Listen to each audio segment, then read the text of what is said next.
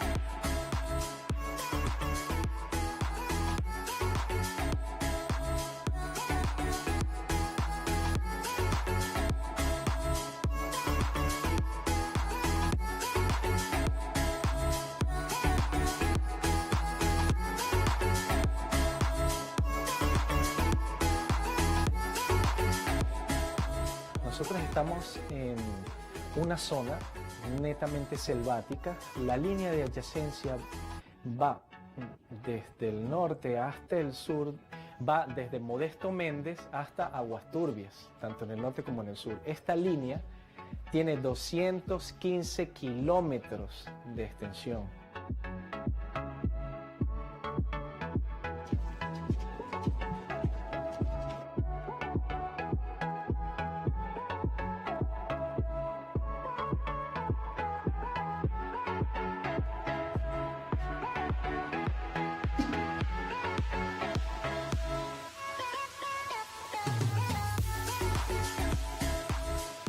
De allí vino él, se buscó creo con los de la OEA y de allí vino el proyecto para acá, para Judá. Y fue que lo dieron el terreno y lo dieron todo que era mano de obra y el material para hacer las casas que están ahorita. Y por ese motivo estamos aquí viviendo todavía.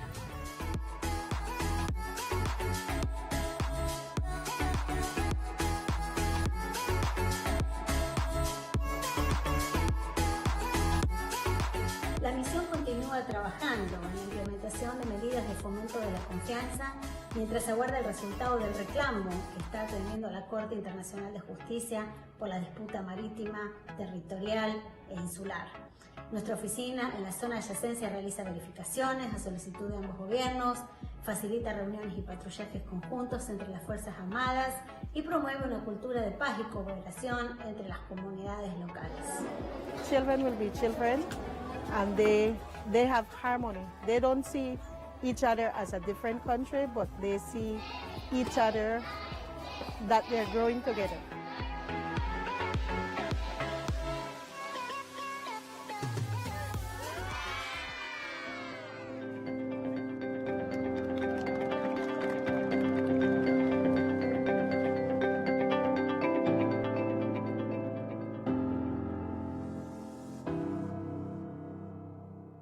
Este video fue producido con la ayuda financiera de la Unión Europea.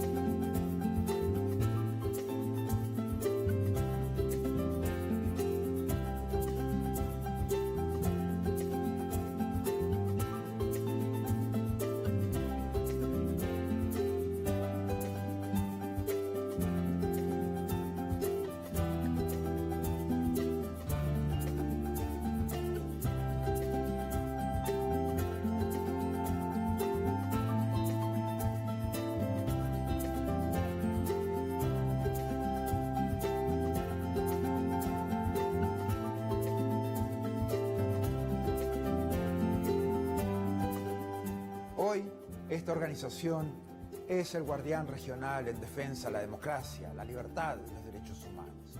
Los países se han comprometido con estos valores a través de instrumentos legales como la Carta Democrática Interamericana, la Convención Americana de Derechos Humanos y todas las demás convenciones interamericanas. Nuestro trabajo es mantener los más altos estándares. Debemos ser objetivos, analizar los hechos, denunciar cuando veamos corrupción, inequidad o amenazas a la libertad. En esos casos no podemos ser neutrales.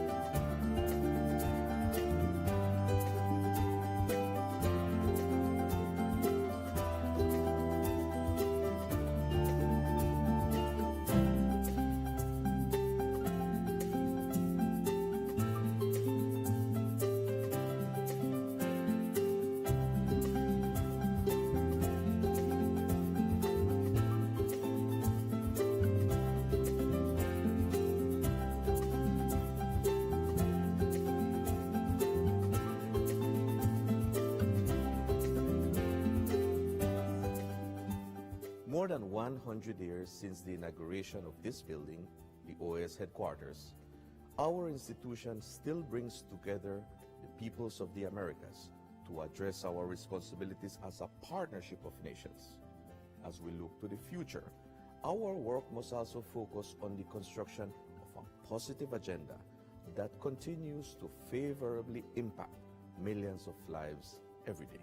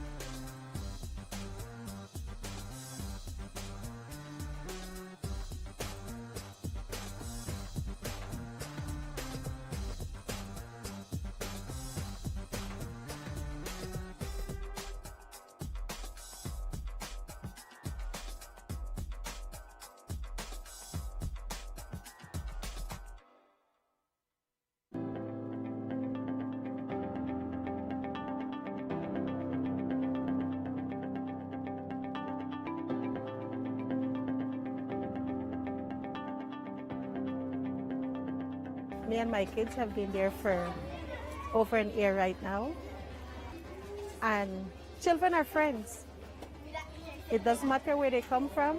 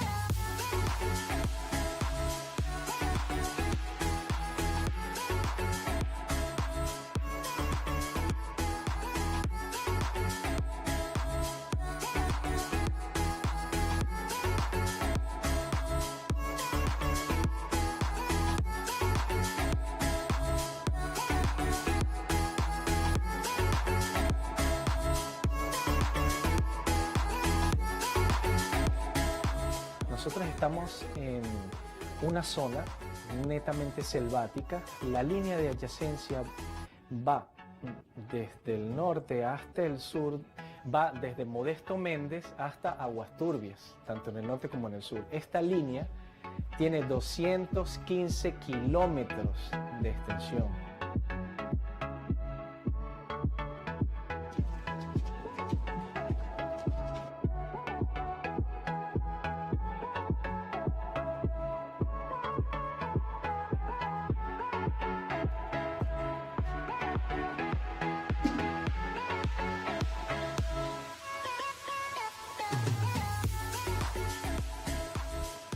De allí vino él, se buscó creo con los de la OEA y de allí vino el proyecto para acá, para Judá.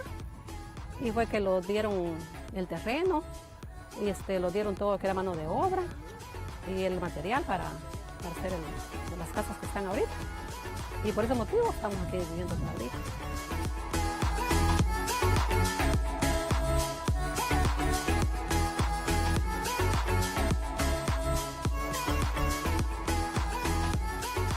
La misión continúa trabajando en la implementación de medidas de fomento de la confianza mientras aguarda el resultado del reclamo que está atendiendo la Corte Internacional de Justicia por la disputa marítima, territorial e insular. Nuestra oficina en la zona de adyacencia realiza verificaciones a solicitud de ambos gobiernos, facilita reuniones y patrullajes conjuntos entre las Fuerzas Armadas y promueve una cultura de paz y cooperación entre las comunidades locales. Children will be children, and they have harmony. They don't see each other as a different country, but they see each other that they're growing together.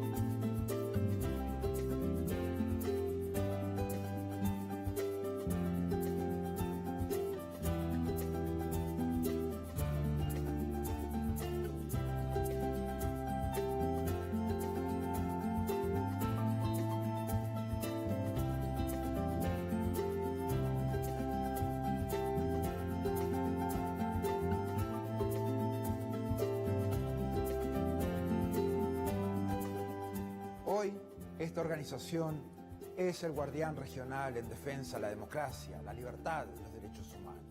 Los países se han comprometido con estos valores a través de instrumentos legales como la Carta Democrática Interamericana, la Convención Americana de Derechos Humanos y todas las demás convenciones interamericanas. Nuestro trabajo es mantener los más altos estándares. Debemos ser objetivos, analizar los hechos, denunciar cuando veamos corrupción, inequidad o amenazas a la libertad. En esos casos no podemos ser neutrales.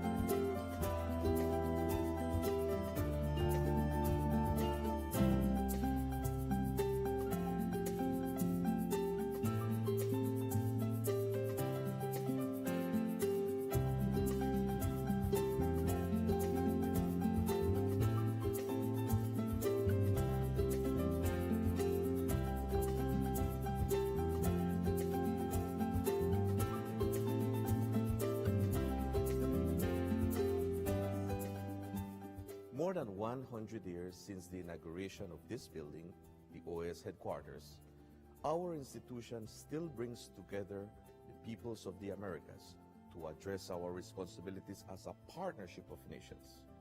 As we look to the future, our work must also focus on the construction of a positive agenda that continues. Su permiso.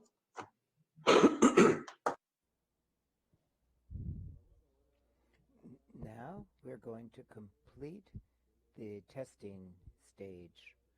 We have connected and we've done the video and audio tests of the following delegations: Bahamas, Barbados, Bolivia, Canada, Colombia, Costa Rica, Dominica, Ecuador, El Salvador, United States, Grenada, Guatemala, Guyana, Haiti, Honduras, Jamaica, Nicaragua, Panama, Paraguay, Dominican Republic, St. Vincent and the Grenadines, St. Lucia, Suriname, Trinidad and Tobago, and Venezuela. We have a quorum, Chair.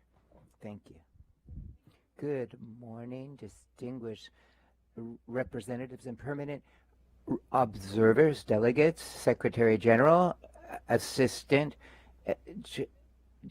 Secretary General Nestor Mendez, and officials of the General Secretariat. Now that we verified the quorum, I'm honored to call this regular permanent council session open. Before we consider the matters on the draft order of business, I want firstly to express our heartfelt condolences to the delegation of Barbados, the government, and the people of that member state for the tragic passing of Sir Courtney Blackman this past Tuesday, March 16th, 2021. Sir Courtney Blackman was a renowned Barbadian economist and statesman.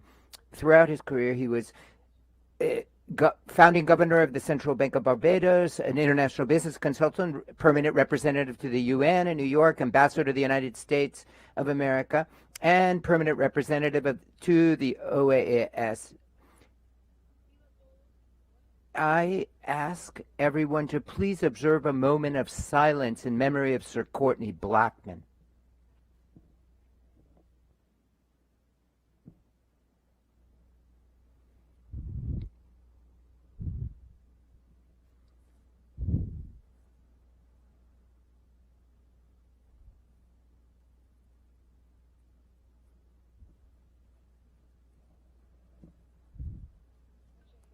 Thank you very much.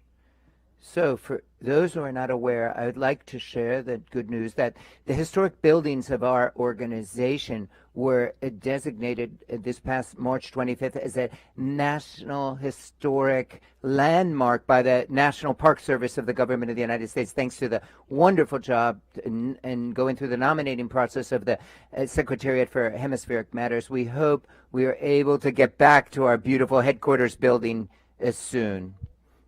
Esteemed colleagues, in pursuant to Article 43 of the Rules of Procedure, I submit to consideration to the Permanent Council the draft order of business in document CPOD 2317/21.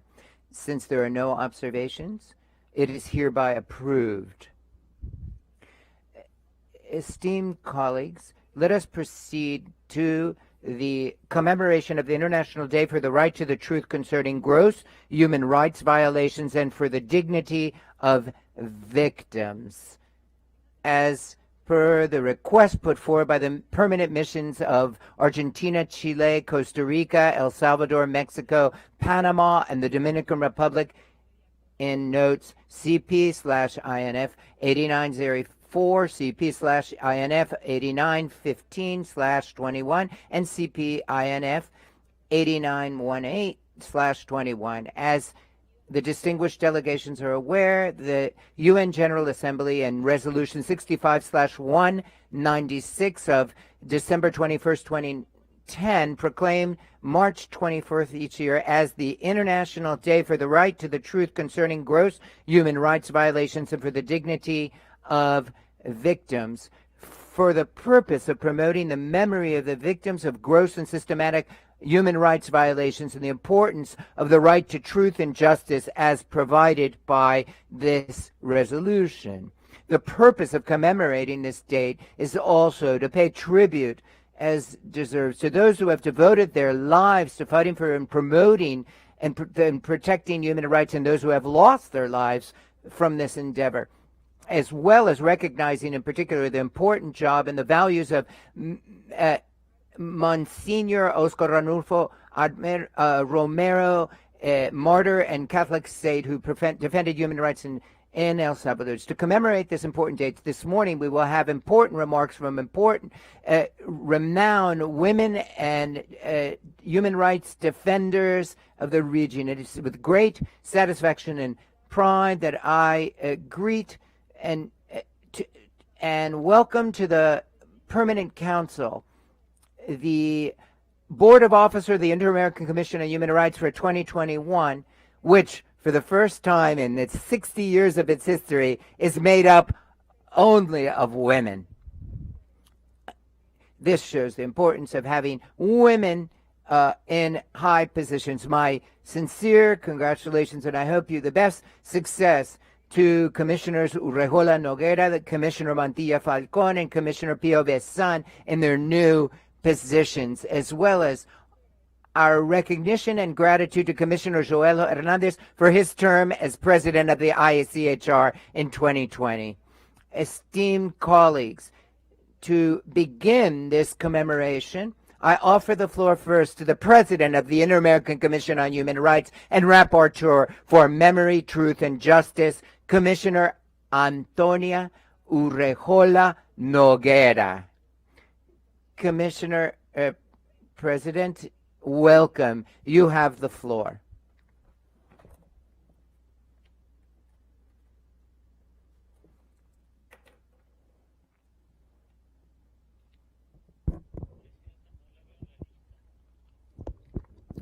Chair, I don't see her on the list for asking the floor.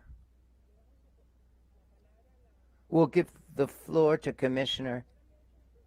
Had we done a test with Commissioner Urrejola? No, we haven't. Let's then give the floor to Commissioner Julissa Mantilla, then, first Vice President of the ICHR.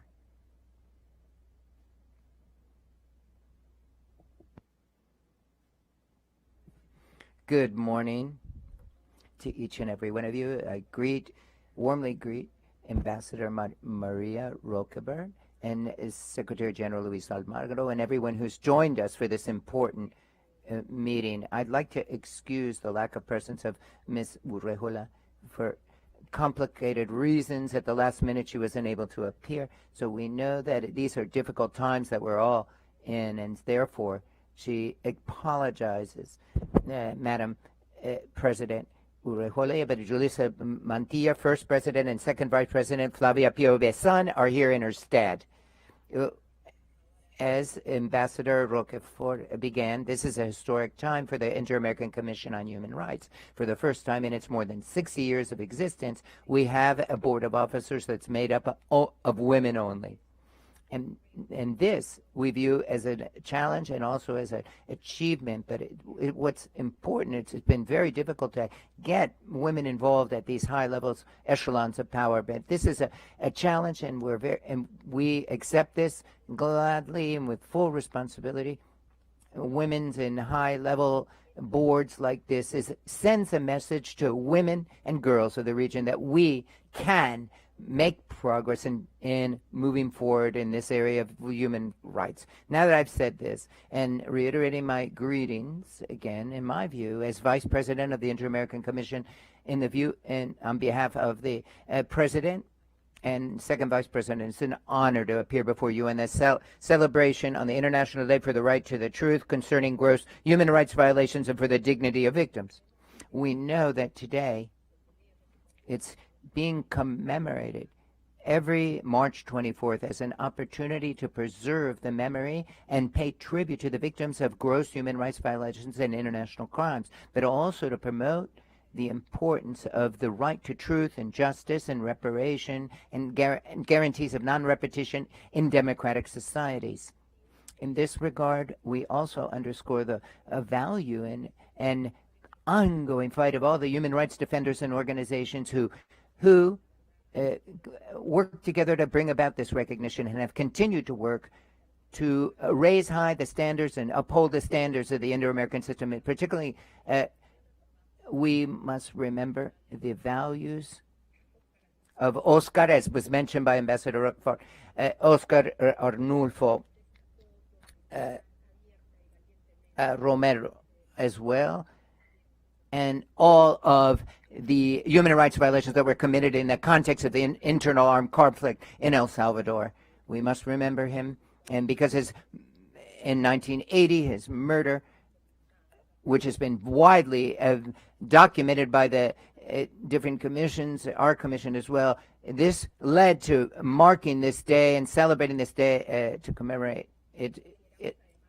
We also consider that in the Inter-American system, there's two dimensions of the right to truth, collective and individual dimensions. The individual ones has to do with this particular story of each victim of human rights, but the collective dimension of it involves also that society, not only the countries, but also the region of Latin America, can reflect and confer among themselves about what happened, what did we do to allow it to happen, why didn't we react quick enough, and how do we consolidate the circumstances so that, what can we do so that these circumstances don't happen again. Among the things we've done at the Commission, we've listened to the victims directly, but also to think about what international human rights law and international humanitarian law, how it can help, and international criminal law. Precisely, if we start to look at the historical roots of the right to truth, this we can find in international humanitarian law, in the first convention, in the fourth country of the 1949 Geneva Conventions, in the first protocol, which has to do with armed conflicts. That's where it's established that the parties are obligated to seek the right of truth. And in international human rights, humanitarian law, also the right to justice is another precept that is provided for in this convention. Now, however, in the Inter-American system, with a systematic practice of forced disappearance, we began to initiatives, but individual and collective ones, to search for those persons who are disappeared. And this is an important aspect because this search, which traditionally was the job of women in their roles as mothers and wives, led to the creation of human rights organizations, which also solidly contribute to the search for the truth and for justice and reparation, not only to find out the fate of the disappeared persons, but we also know in the Inter-American system, which is internationally recognized, that it's an ongoing crime. It doesn't come to an end when you find out in the context of human rights violations, because forced disappearance, when the person leaves the protection of the state and is subject to torture and other punishments and degrading and inhuman punishments, but with the progress that has been made with regard to the right to truth and justice, in Latin America, we realize that the efforts of the Commission, the Truth Commission of Guatemala, for example, in South Africa, worldwide, in Argentina and Chile, is precisely that based on the Guatemalan work and the Peruvian Truth Commission, is that the right to the truth and justice and reparation have become to solidify. And this is what the right to the truth is about. The right to the truth as such has been expressly recognized in inter-American treaties, because it's even though it's not defined, that is, it has been linked to Article 25 and Article 8 of the American Convention. That is to say, it has to do with the American Convention with regard to due process and access to justice, even though it's not expressly defined in the convention. But not only the legal precedents of the Inter-American Court, but the Commission itself has taken positions on this and has said that states must procedurally determine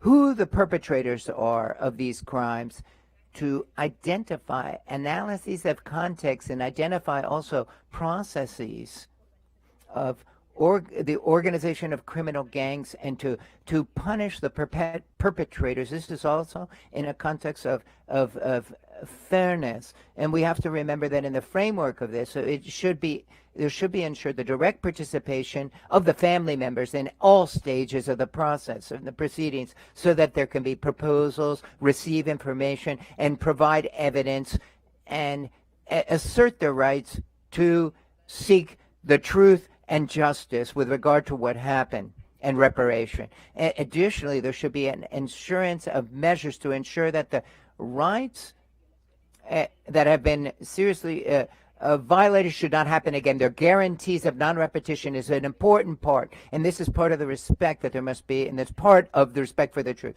The Commission has reiterated over its history that victims have to be compensated, and they should not be relegated to oblivion by society and the state. And it has worked to overcome this problem in telling states that it is their obligation to use their entire apparatus to conduct an effective, thorough investigation. Likewise, the Inter-American system has emphasized the incompatibility of amnesty laws, and that military justice should not be involved in this when it comes to human rights violations, investigations and proceedings and trials. And this makes it impossible, improper for human rights violations to be tried in military courts.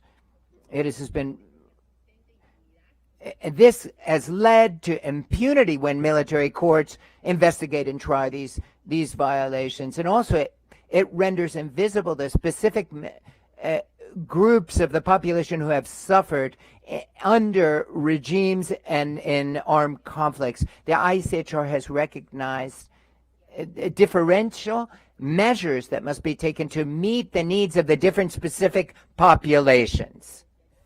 And as I was saying before, there's a lack of strategies and measures to ensure the right to reparation, truth, and justice of the victims of sexual and reproductive health violations and gender-based violence as well, and gender-based violations.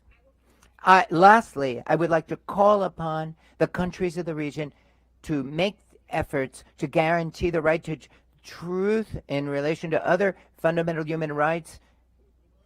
And so the search for the truth has to be combined with a process of justice and accountability, as well as policies of memory and establishment of reparation and guarantees of non-repetition. I give the floor now to the second speaker, Flavia Piovesan, who is in charge of this area of the rapporteurship.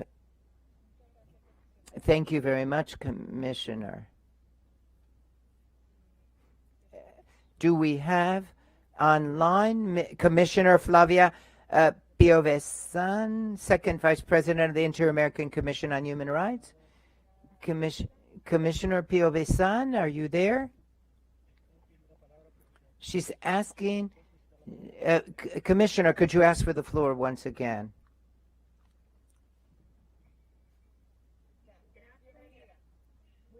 Thank you very much.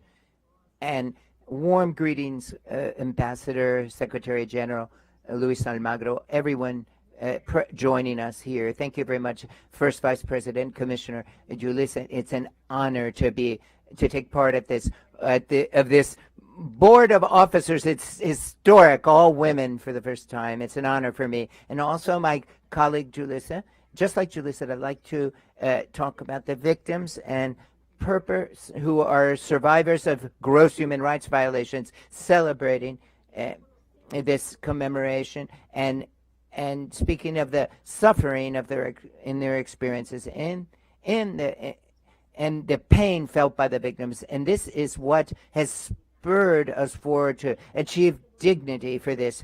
And inter-American values hold that there's an intrinsic relationship between democracy and respect and guarantee of protection of human rights.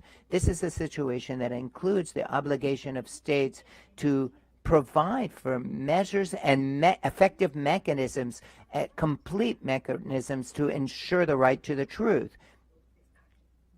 As my colleague Julissa Mantilla has mentioned, the victims of gross human rights violation and society as a whole.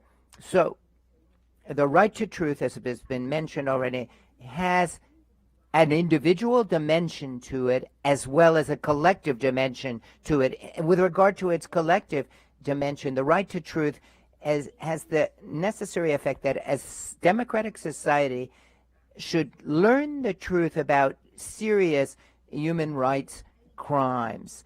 The right for a society as a whole to know the truth, learn the truth, and the circumstances of events with regard to gross human rights violations for the purpose of ensuring non-repetition and avoiding or preventing that these aberrant acts impact present generations and future generations. In other words, the intergenerational impact must be stopped. And so this is the narrative with regard to the society as a whole. The right to the truth is an expectation that states must satisfy this obligation to investigate human rights violations and also to disseminate among the public the results of criminal proceedings and investigations. Inter-American legislators have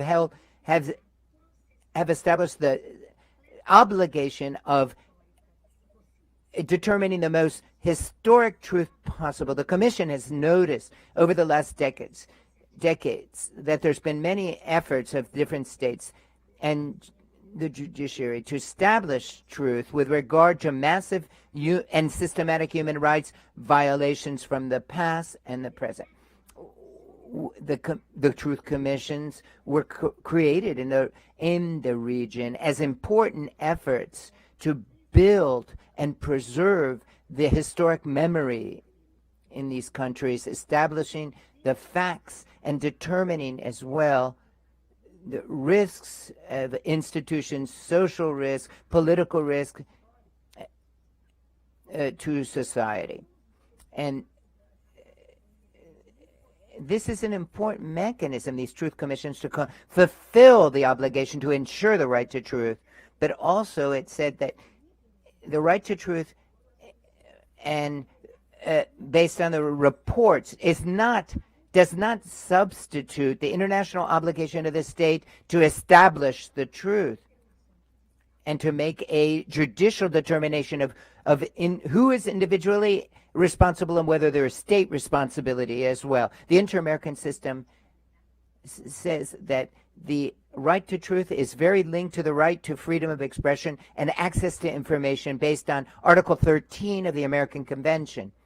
This interconnectedness shows a whole set of duties of the state vis-a-vis gross human rights violations. Firstly, inter-American standards state the obligation that the right to information is precisely and defined unless it must be in legislation, as well as the prohibition of keeping this information secret. There must be made public. It is an obligation of the state to make this information public.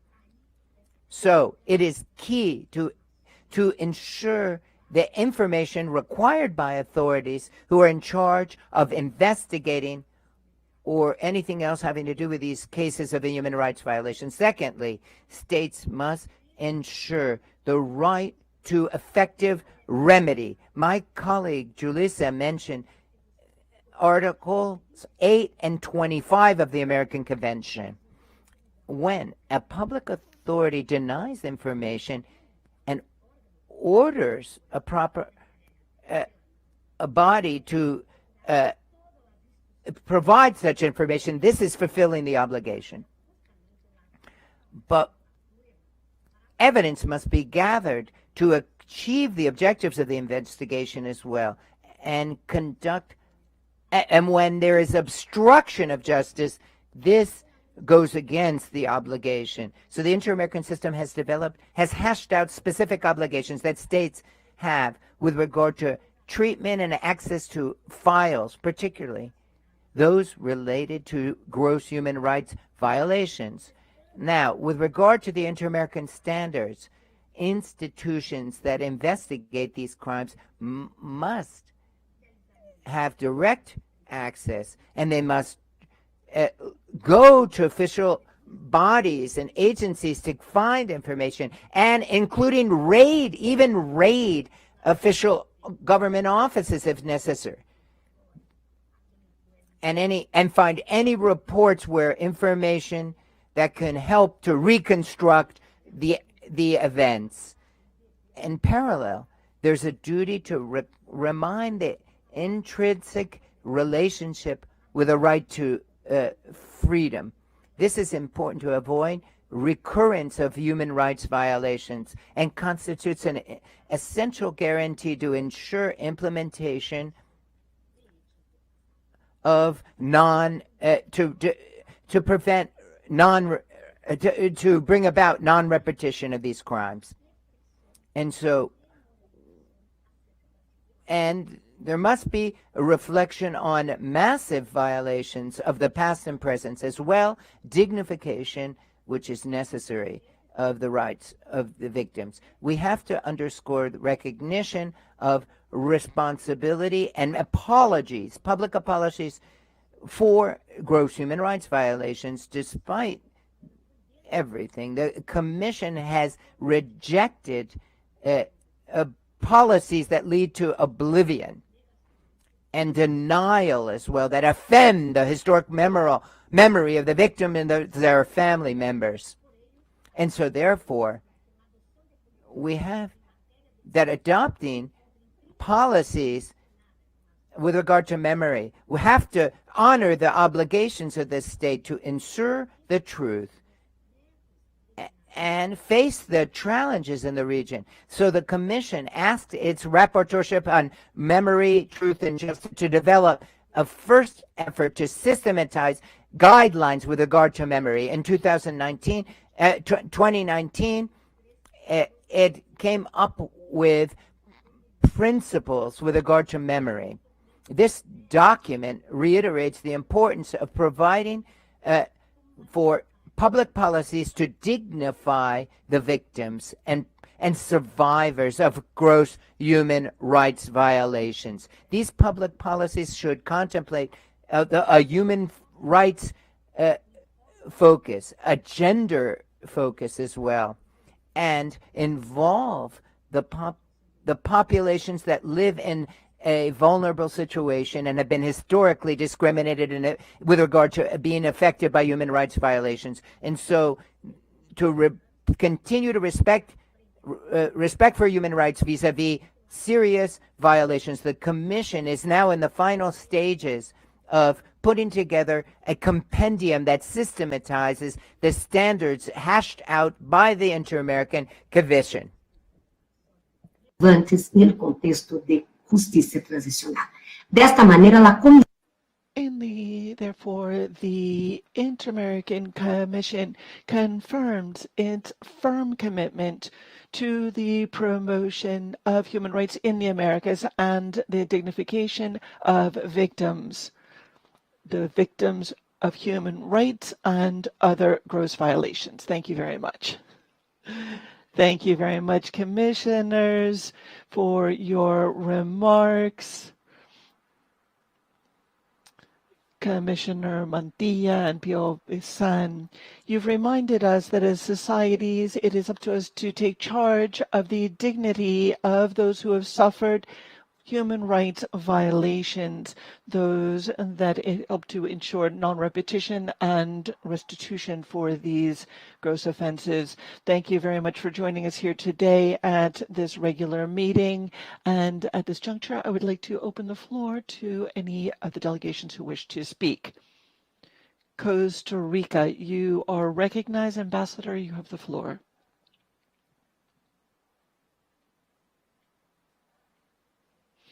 Thank you very much, Madam Chair. Good morning to you and to everyone who is joining us at the session today.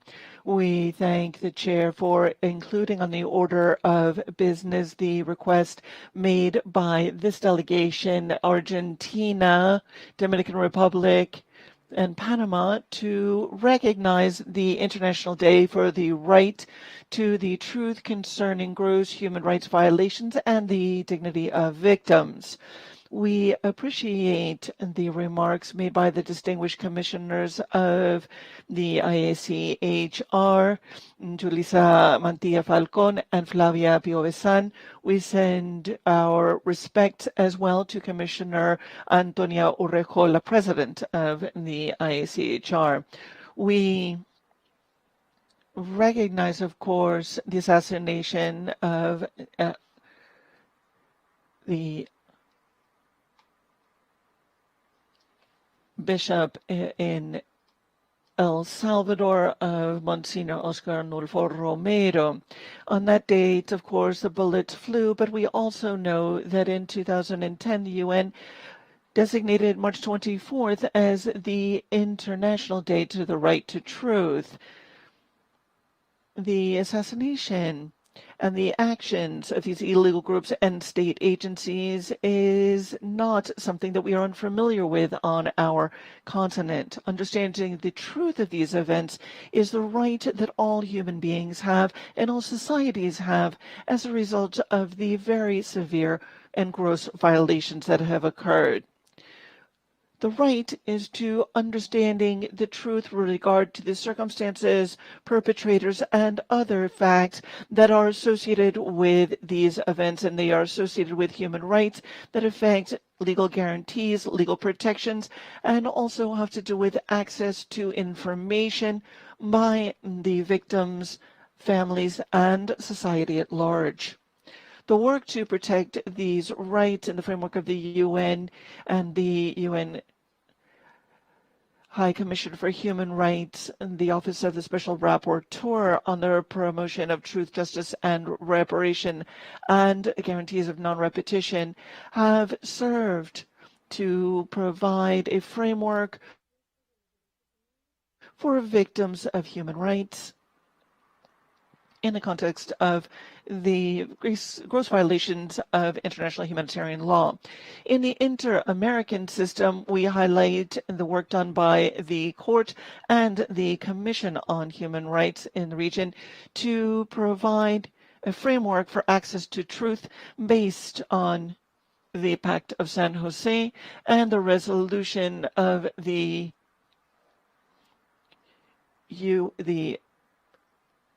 General Assembly resolution in an effort to do away with impunity and ensure the respect for human rights. 2019 marked a point of inflection in the analysis and discussion within the hemisphere through the rapporteurship on memory, truth, and justice in an effort to move forward in these areas in non-repetition and reparations, as well as public policies on memory across the Americas. In the hemisphere, we have ensured opportunities for reflection, for commemoration, and respect for systematic violations of human rights as in the past, as well as the dignification of victims and the recognition of public apologies, as well as the construction of archives, documents, and memory museums. We recognize the work of the Inter-American Human Rights System, which seeks to ensure access to truth, which today we are commemorating. Costa Rica believes that it is important to continue to work decisively on the reparation of victims, the strengthening of the rule of law, and international law. Thank you very much. Thank you very much, Ambassador Solano.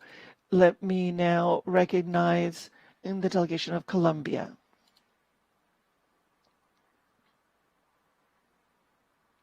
Ambassador? Thank you very much, Madam Chair. Firstly, let me thank you for convening the Permanent Council today to address this substantive matter. Let me also thank Costa Rica, Argentina, Mexico, Panama, and the Dominican Republic for leading this petition.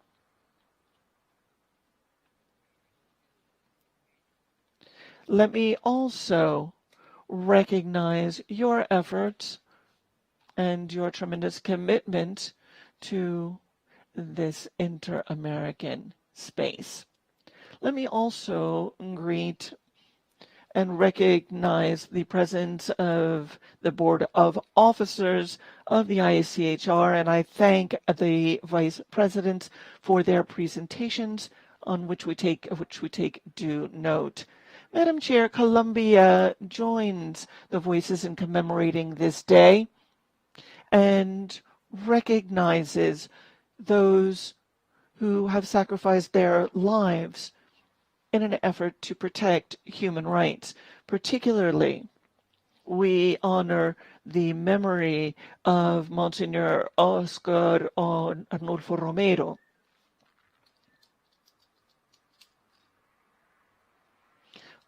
In particular, his support for recognition of truth and justice. The government of Colombia recognizes the right of victims to be apprised of the truth with regard to violations perpetrated against them, and therefore seeks to take the necessary measures so that this right, as all rights, are provided to them and that reparations are provided. The Constitutional Court has noted that acknowledging the truth is an aspect that requires that we recognize all those individuals who have been the object of human rights violations, as well as the family members who have suffered the consequences, especially of their loss. Our institutions in Colombia has undertaken wholehearted efforts to protect victims and victims' rights. While we have strengthened institutional capabilities, the state is grappling with the tremendous challenge of protecting our population and our people from criminal activities such as transnational organized crimes, organized groups, as well as organized criminal bands.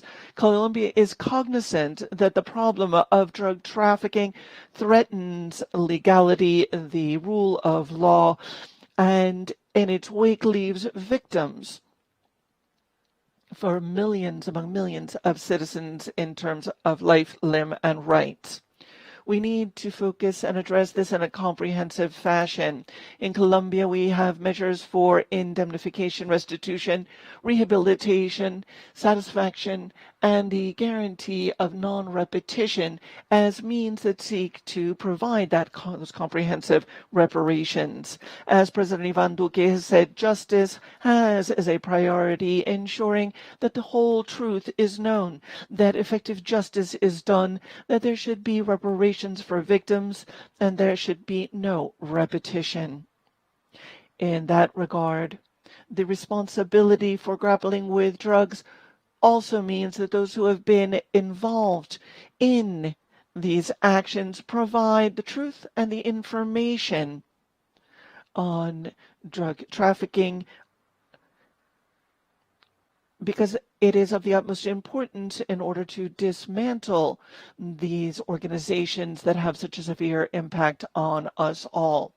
In Colombia, human rights leaders are also challenged by our crime organizations, who are the true perpetrators of these offenses, and we recognize the work and the concerns of those who have suffered violations of their human rights as they seek to protect them.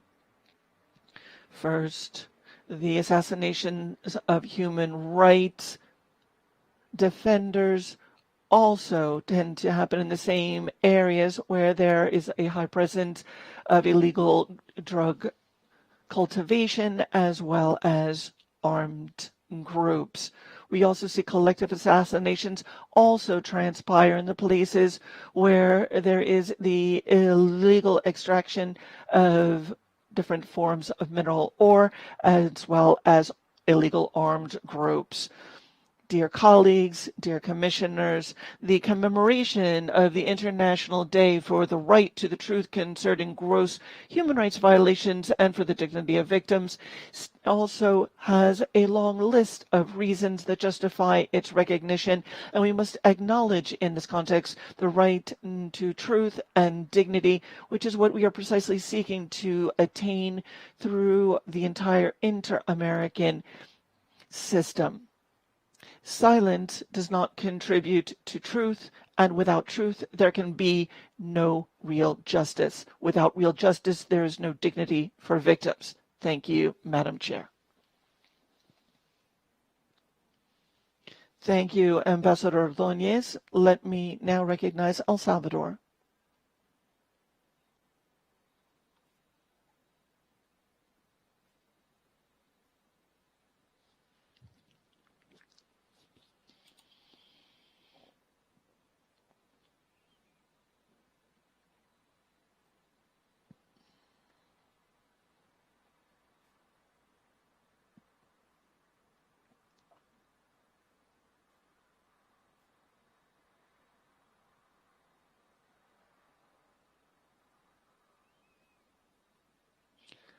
Thank you very much, Madam Chair.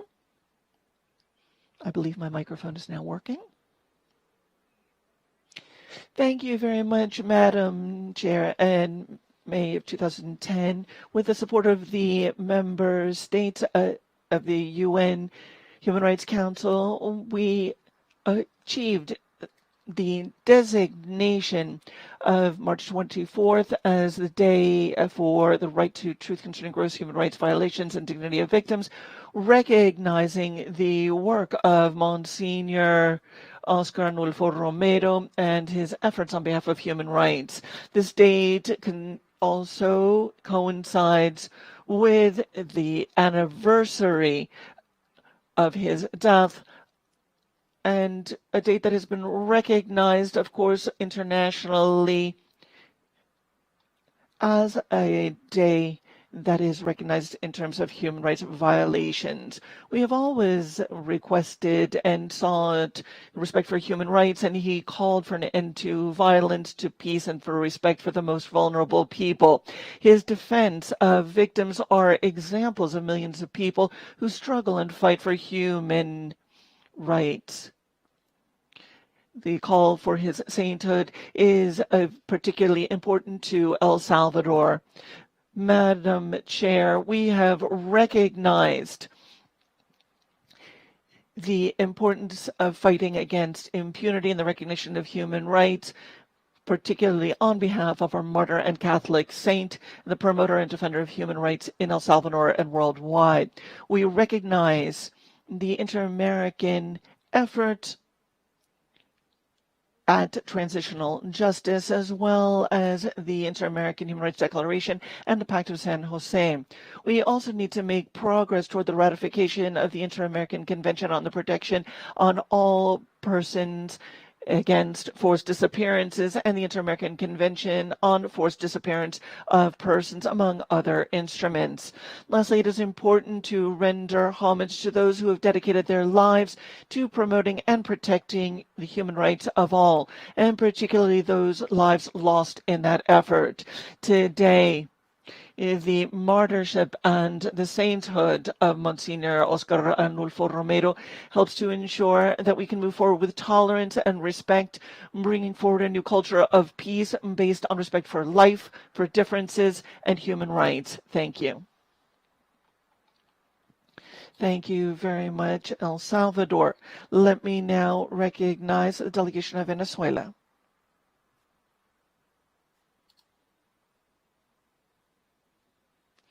Thank you very much, Madam Chair. My delegation appreciates the convening of this regular session on commemoration of International Day for the Right to Truth concerning gross human rights violations and the dignity of victims. We also appreciate the presentations by Commissioner Mantilla Falcón and Flavia Piovesan, and we also recognize that the vice chairs and the chair of the commission all are women. In 2010, the United Nations proclaimed March 24th as the International Day for the Right to Truth concerning gross human rights violations and for the dignity of victims. This date coincides with the martyrship of Monsignor Oscar Arnulfo Romero. As a delegate of El Salvador has just noted, it is important to note that he was canonized by Pope Francis in Rome last year.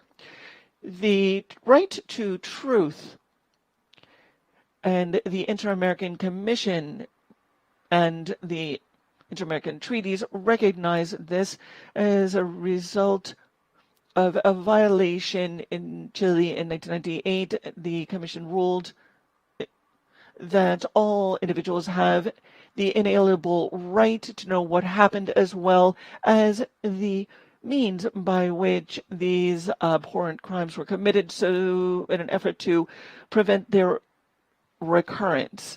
We've also seen that the right to the truth is a collective right to allow society to have access to democratic systems, and it is a unique right for the families of victims that allows for reparation, particularly in cases of the application of amnesty laws. The Inter-American Human Rights Court condemned the state of Venezuela for the excesses committed by the police, alleging that they used state tools to commit these violations, as well as for having failed to provide access to information to surviving family members. Today, the respect for human rights in Venezuela is of particular interest. The NGO Foro Penal recognized over 15,000 arbitrary arrests. Today, some 300 Venezuelans are incarcerated on political grounds. We have seen numerous forced disappearances at the hands of the police, despite the calls by the UN and the Inter-American system to bring an end to impunity in these cases, and the alleged commitment of the dictator Nicolás Maduro to investigate the individuals responsible for these violations remain unpunished, and many Venezuelans continue to suffer the consequences. Marta Mariña, the chair of the Independent Commission of the UN for the investigation of events transpired in Venezuela, hired that civil servants continue to pose obstacles to these investigations, and that this can create a secondary victimization of surviving family members. The dictator Nicolas Maduro has made it clear that while he is in power in Venezuela, the right to truth will not be possible for the victims of human rights violations. Venezuela has ignored the inter-American system and its demands and continues to engage in atrocious violations and crimes. The lack of access to the information is an aspect that is pending in terms of Venezuelan democracy. The violation and the ongoing violation of human rights in Venezuela demands that the system, inter-American system, take action. We know that after years of violations that have been documented time and time again by this organization and by the world, there are still efforts afoot to hide these violations. There can be no political consideration here. The member states of the United Nations are committed to the respect for humankind and for human beings, for equal rights of men and women and to children. Today we call upon states who subscribe these principles to reject the widespread violation of human rights in Venezuela and to stand with the victims. Thank you very much, Madam Chair. Thank you very much. Our solidarity at all times to the people of Venezuela. Let me recognize Haiti.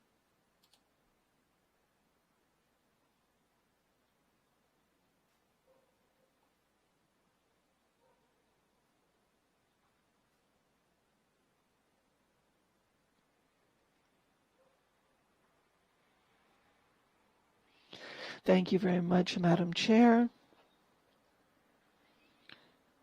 Secretary General, Assistant Secretary General.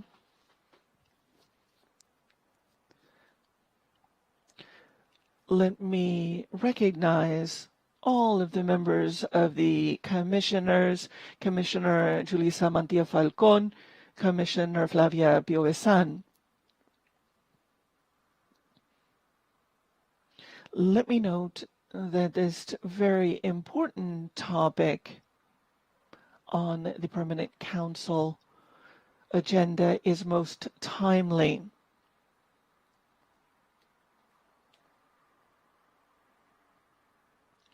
Let me also note that the delegation of Haiti has also supported the request to recognize this date on behalf of the recognition of truth and the dignity of human rights. Today we are recognizing the commemoration of March 24th of this International Day, and also to recognize Monsignor Oscar Romero of El Salvador, a committed defender of human rights.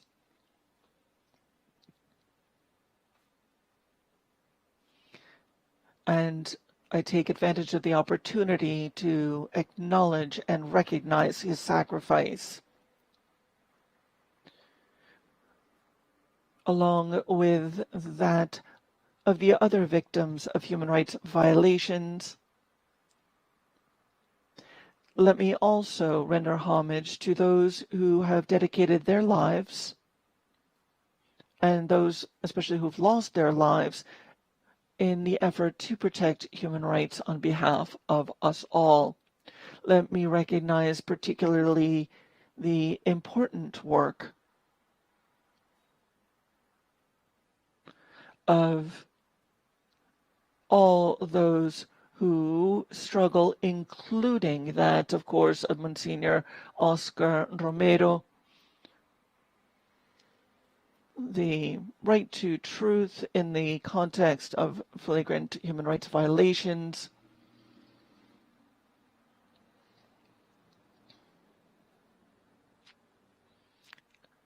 requires that we struggle not just for truth, but for establishing and reestablishing the dignity of victims. This includes identifying the perpetrators and the circumstances under which these offenses have been committed. Madam Chair, it is in the spirit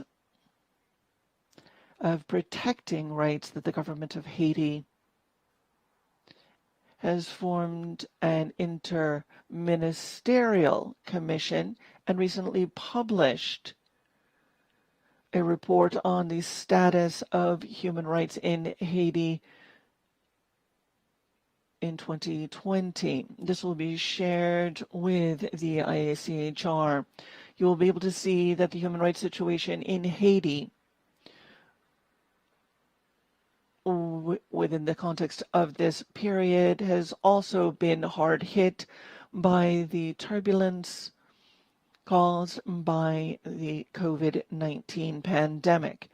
However, the government has nonetheless been able to continue to move forward in protecting the human rights of our people.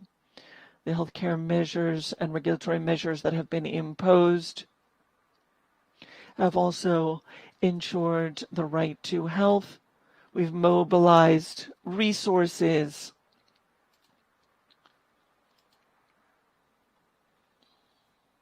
and the measures that are in support of the ensuring the preventive care. The government has taken efforts, again, to reform prisons and other elements, fighting to protect justice, freedom of expression, and has engaged in significant efforts which include arrests and legal proceedings against individuals responsible for assassinations in Port-au-Prince, as well as specifically the assassination of a well-known journalist, as well as individuals responsible for torture of others have been arrested and are now before the court system to bring them to full justice. Respect for the rule of law and respect for human rights requires strong democratic institutions, and with this in mind, the president of Haiti, President Maurice, through a participatory approach, has led a process to craft a draft of a new constitution that on June 26th will be revealed prior to the upcoming elections in September. Madam Chair, with regard to this, the government of Haiti supporting human rights appreciates the collaboration that is ongoing with the Inter-American Commission on Human Rights and recognizes the in locus visit of 2019 and look forward to future visits. Haiti, of course, hosted the last on-site activity prior to the onset of the pandemic in the context of the Commission's work.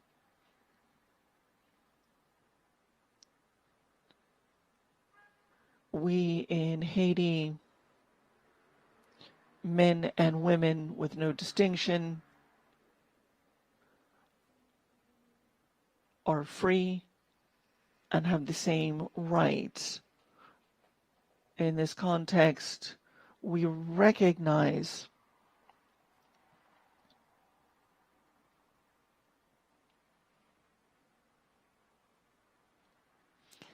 and acknowledge that in the region, we must make and redouble our efforts to protect human rights.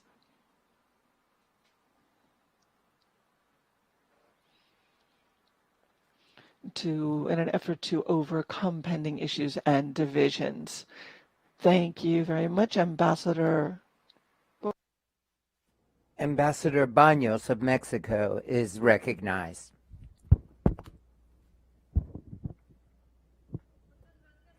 Thank you very much, Madam Chair. Mexico is grateful for the presentations of Commissioners Mantilla and Piovesan and greets and please send our greetings to Commissioner Orejola and congratulations on the board of officers being made up of 3 women. We recognize the invaluable work conducted by Joel Hernandez during his time as president. As Resolution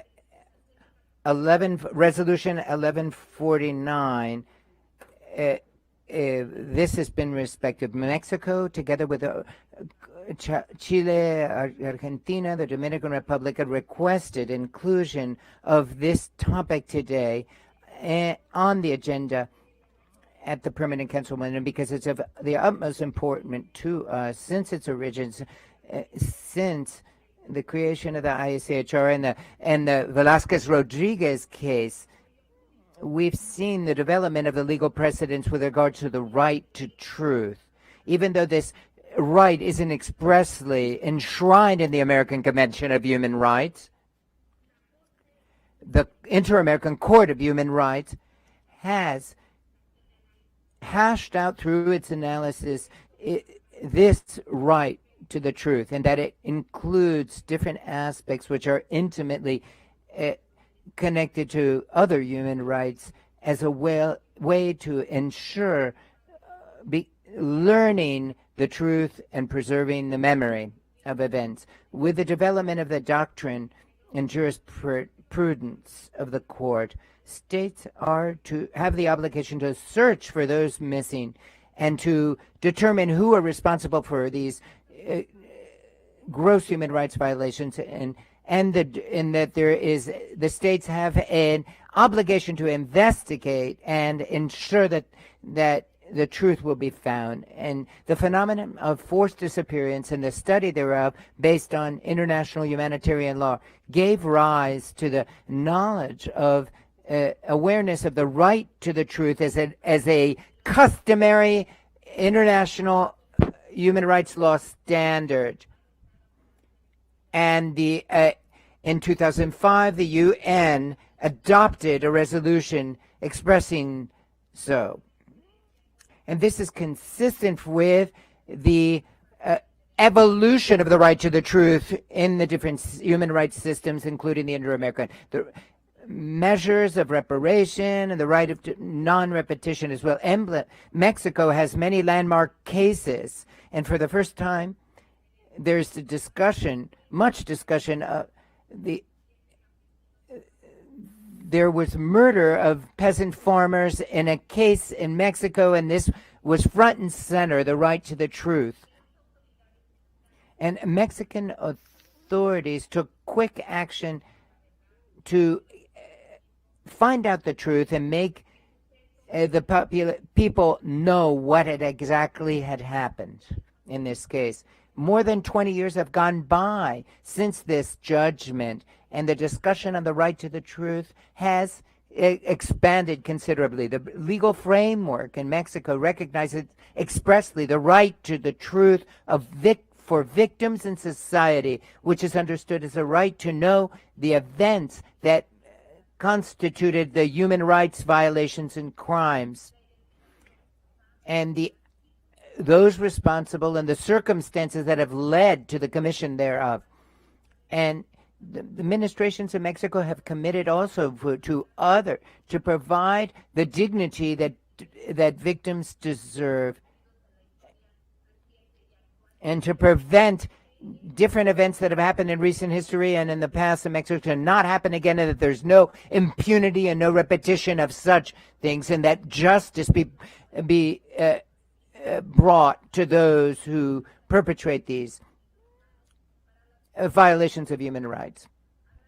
We'd like to thank the Inter-American Human Rights System, the Commission itself, and the Court for supporting the Mexican state in considering these international standards on the subject matter. Thank you very much, Madam Chair.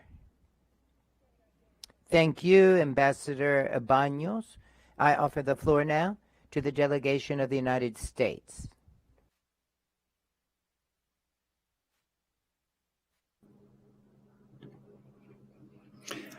Thank you, Madam Chair, and thank you to the Permanent Mission of Costa Rica, along with the permanent missions of Argentina, Mexico, Panama, and the Dominican Republic for requesting this agenda item. We join member states in recognizing the important work and values of Archbishop Romero, who was assassinated in 1980 after denouncing human rights violations. His refusal to be silent in the face of repression and violence has long served as an example to others who continue to advocate for human rights and the dignity of every human being. In recent years, many governments in the Americas have taken significant steps to promote greater justice and accountability within their own institutions. A number of countries have sought to make government more responsive and transparent to citizens, from how they deal with their own history to how they answer complaints and requests for information. The United States is a strong supporter of these initiatives. We are also pleased that the OAS is actively supporting such efforts through the Inter-American Commission on Human Rights and its Special Rapporteur on Freedom of Expression, as well as through the OAS General Secretariat. Our democracies are made stronger by civil society actors, including human rights defenders and independent media that engage our citizens and push governments to become more accountable, inclusive, and transparent. Such efforts help us recommit to advancing respect for human rights and fundamental freedoms, including for the victims of atrocities. Yesterday, our Secretary of State released the 45th Annual Country Reports on Human Rights Practices, which reaffirms our commitment to placing human rights at the center of U.S. foreign policy. By documenting the status of human rights around the world each year, we provide information to civil society, academics, activists, and people everywhere, all of whom have roles to play in promoting human rights and holding accountable those who violate them. In closing, we pay tribute to the brave defenders of human rights across the Western Hemisphere. Thank you very much. Muchas gracias al representante de Estados. Thank you, U.S. Representative. I offer the floor right now to Ambassador Adset of Canada. Muchas gracias, Madam Presidenta. Good day, colleagues. Let me start first by thanking the missions of Costa Rica, Argentina, Mexico, Panama, and the Dominican Republic for requesting this important item be added to our agenda today. Je suis heureux de prendre la parole en cette journée de commémoration, d'avoir l'occasion d'honorer la mémoire. Pleased to take the floor today to commemorate the International Day for the Right of to the Truth concerning gross human rights violations and dignity of victims. Let us remember the serious human rights violations have devastating effects not only on the victims but also on their families and society and the community of where these violations are fundamental causes of conflict and insecurity. And invariably, bring other violations. In addition, they exacerbate, further aggravate the situation of the victims and impact family members thereof. We must avoid a repetition of human rights violations, and therefore it's essential for the processes of responsibility of finding the participation of the victims must be involved in investigations in the process of finding who's responsible and for achieving justice and ensured in better social cohesion and to build a lasting democratic society. Madam Chair, if you would allow me, I'd like to take a moment to express these examples of what has happened in my country with regard to reconciliation with indigenous peoples in my country. There has been a promotion of reconciliation with indigenous people in my country with a truth commission that has been established and that has published a report in 2015.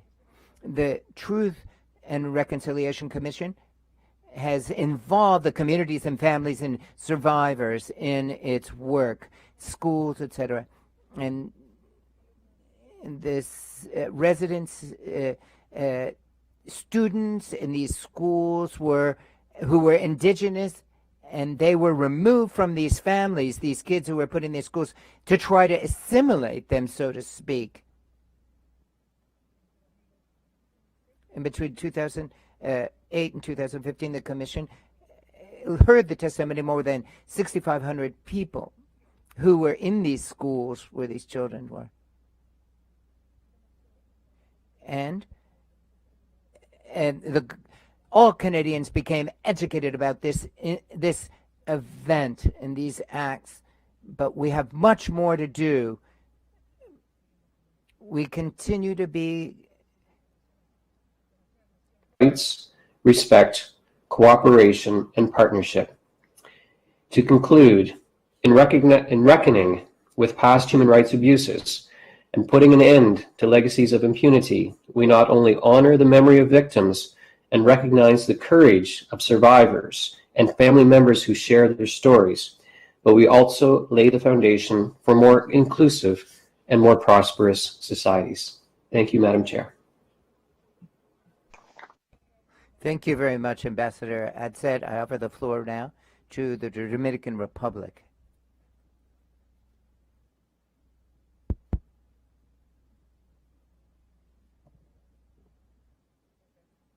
Thank you very much, Madam Chair.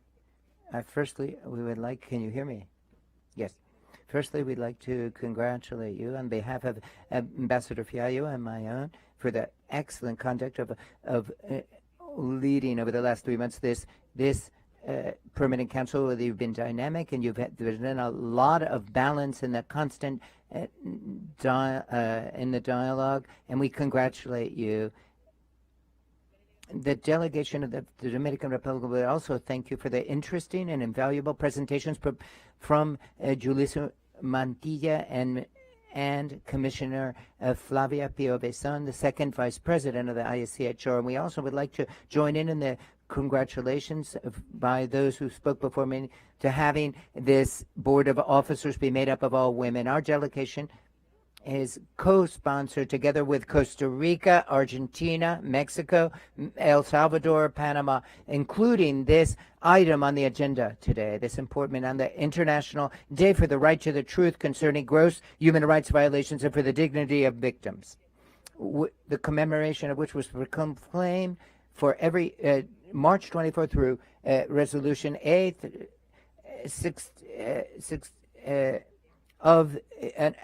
of the United Nations on December 21st, 2010. We're here to support the commitment of our organization to pay tribute to all the victims of gross human rights violations and international crimes that are committed in the times of dictatorships and internal armed conflicts, also, unfortunately, as well, under democratic regimes. We recognize the importance of remedies for reparations to victims of human rights violations and also gross international humanitarian law violations. It's also important to ensure the right to truth, to contribute to putting an end to impunity, and to protect and promote human rights. The resolution of the UN also pays tribute to those who have devoted their lives to fight, to protect and promote human rights of everyone, and those who have lost their life in this endeavor. In this regard, we underscore the important and valuable contribution of Oscar Arnulfo Romero Monsignor, who promoted and tried to protect human rights in his own country.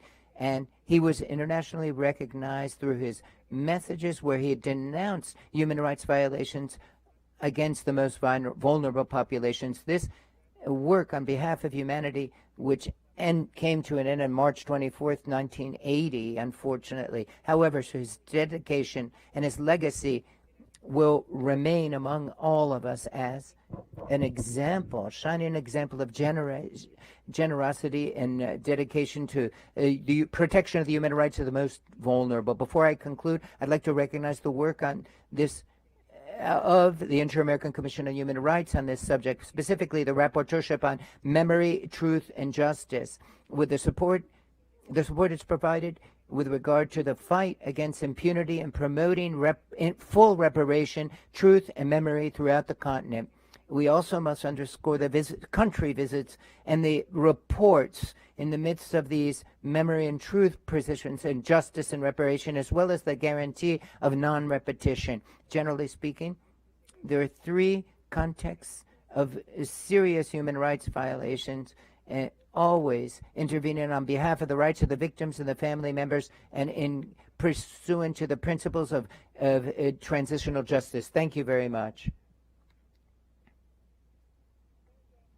Thank you, Ambassador. I offer the floor now to the delegation of Argentina. Ambassador Raimundi, you're recognized at this time.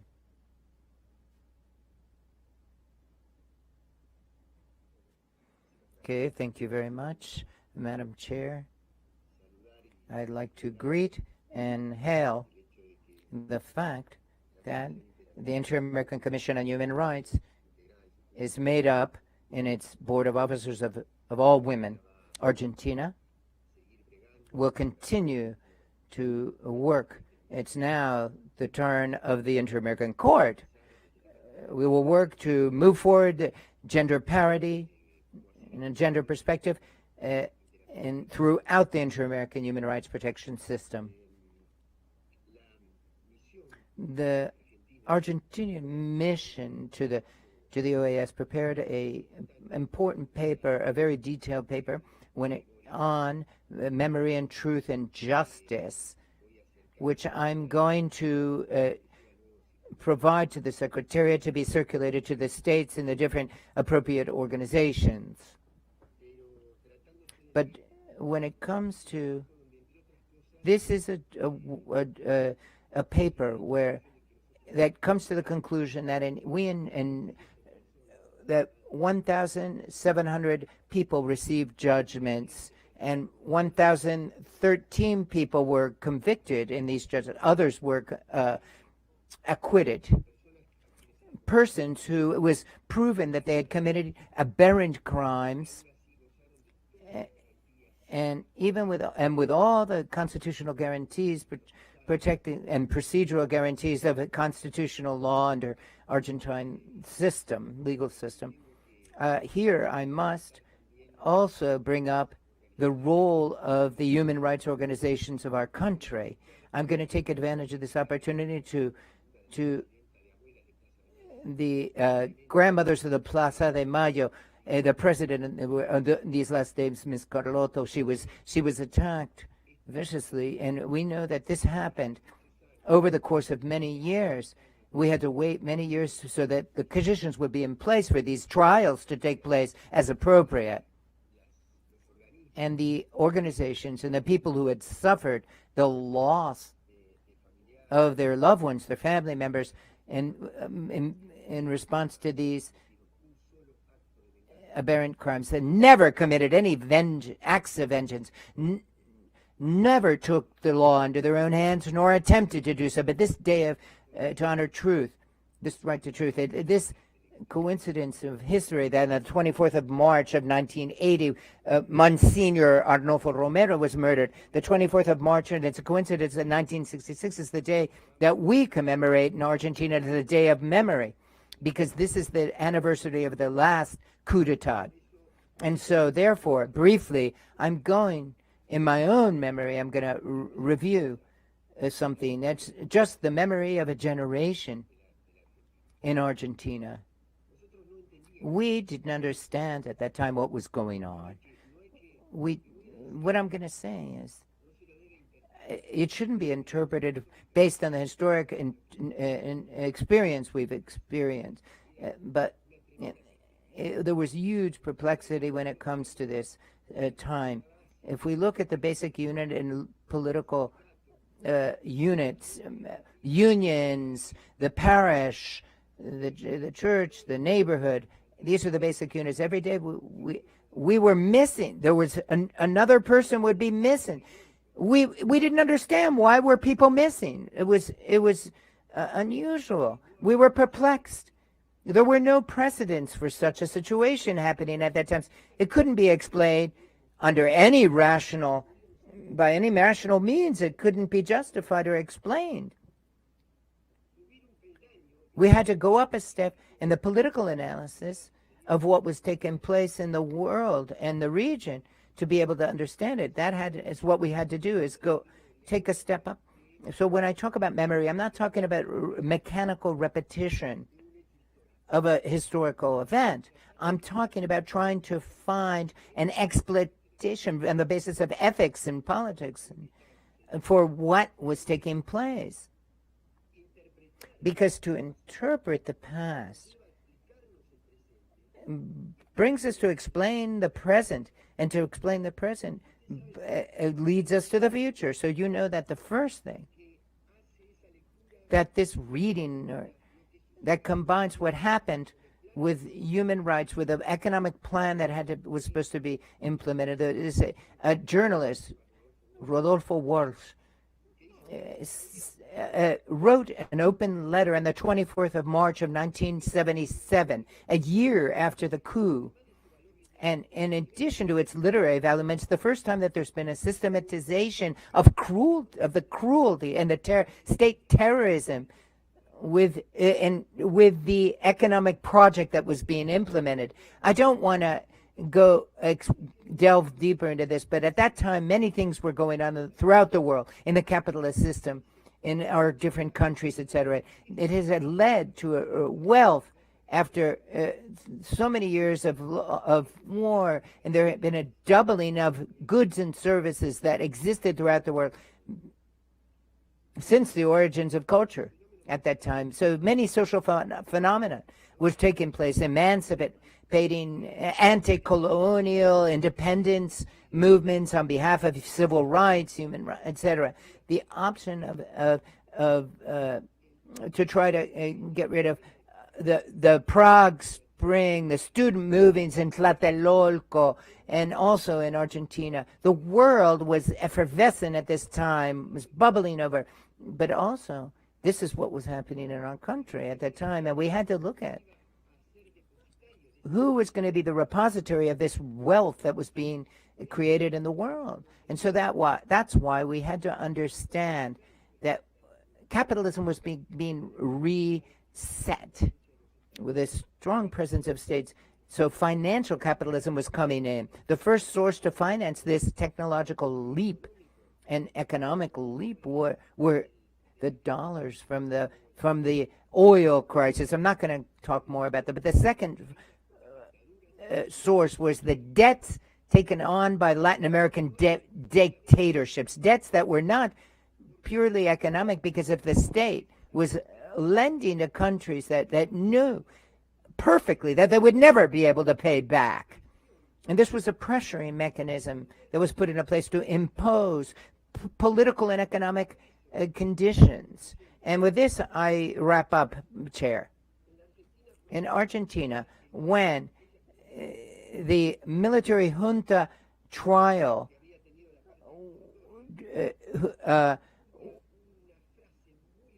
a phrase from the prosecutors was coined. It was very profound and echoed.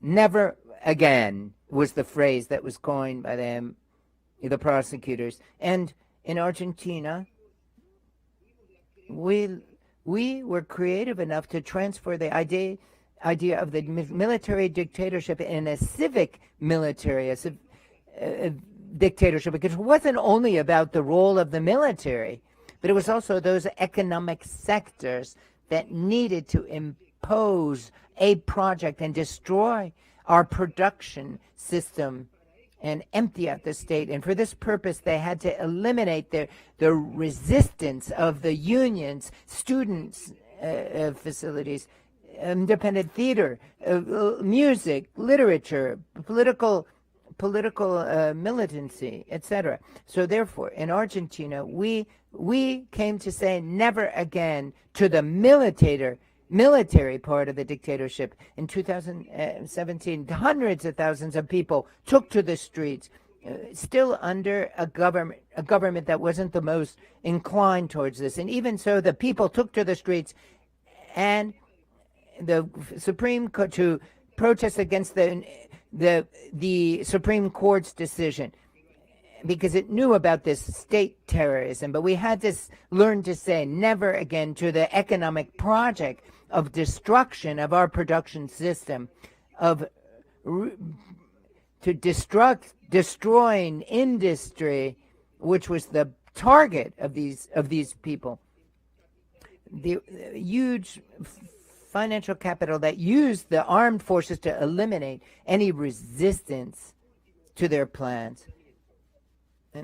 And lastly, it wasn't just Monsignor Romero, Carlos Mojica in Argentina, Angeleri in Argentina, and it wasn't a national project, it was a regional project that they were fighting against that is still in place, and it's being applied through different other means with less cruelty. But Raúl Sefardoni in the Inter-American Court mentions it as a genocide by a in droplets, with less cruelty, but co-opting the media, co-opting the judiciary, persecuting popular leaders, and demonizing any government that tries to have sovereign policies in place.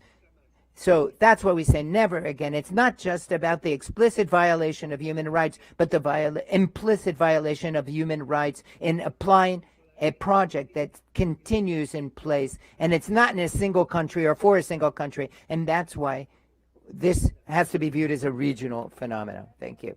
Thank you, Ambassador Raimunde. We are now on the last, we're being a bit flexible. We'd like to thank the commissioners who have given us this time to be on at this meeting. Now I offer the floor to the delegation of Peru.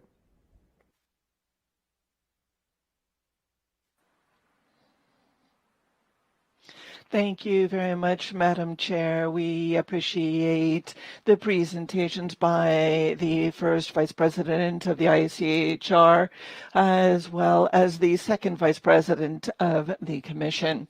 Peru is firmly committed to the international systems for the protection of human rights, and every March 24th we seek to recognize the victims of systematic and gross violations, as well as the truth and justice sought by those who seek to protect human rights across the globe, especially those who have lost their lives, recognizing those who have been assassinated, such as Oscar Arnulfo Romero.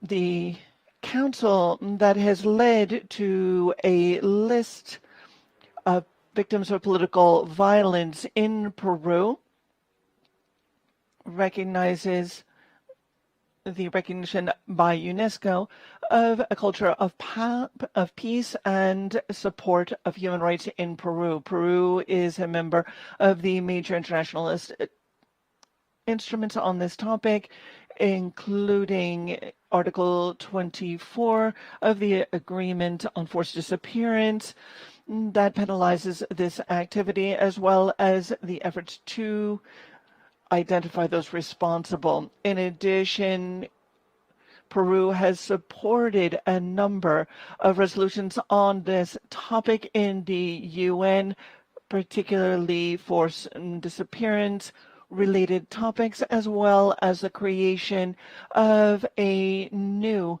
special rapporteurship and its renewal for 3 years on the topic of forced disappearance and the non-repetition of such offenses. Recently, our council has had a follow-up meeting and participated actively to share best practices. And we thank Commissioner Julissa Mantilla and other members of the Commission for having joined us at that gathering. We have sought to take measures such as the following. In 2016, we promulgated the law on the disappeared persons during the era of violence in Peru, seeking appropriate measures for analysis, identification, and reparations, as well as return of human remains and the intensified search for victims that has been tasked to a special commission, which by 2021 has completed its work to 75%. In 2018, we also created a genetic data bank of the persons who have been or disappeared, as well as family members to be able to identify remains when found. We've also sought in Peru to identify local and regional working groups to participate and to share with surviving family members the action that has been done and to provide social services and support, including support for victims. This includes the Ministry of Health, the Public Prosecutor's Office, the International Red Cross, and others. We have 20 working groups on the topic with a humanitarian approach locally and regionally that have met over 80 times. The work between government and civil society in this regard is of the utmost importance. Peru also seeks to ensure topics of public interest such as human rights are well known. Therefore, we share the others who have sponsored the inclusion of this topic on our agenda here today. Thank you very much, Peru. Let me recognize Rita Scioli of the delegation of Costa Rica. Thank you very much. Guatemala joins others in their respect for the day that is being commemorated, and we celebrate the inclusion of this very important topic today at the initiatives of the proposing delegations Argentina, Chile, Costa Rica, Panama, Dominican Republic, Mexico. Let me also share with you, Madam Chair, our recognition for your committed effort to engage in dialogue and the commitment that you have shown in chairing this council. Guatemala, on this occasion, thanks our presenters and the very profound thoughts shared by fellow colleagues. Of course, I would acknowledge specifically the two commissioners who have joined us, Julissa Mantilla Falcón y Flavia Piovesan, for their presence, and also, of course, recognize Commissioner Antonia Urrejola, President of the Inter-American Commission on Human Rights and Rapporteur on Memory, Truth, and Justice, although she has been unable to join us today.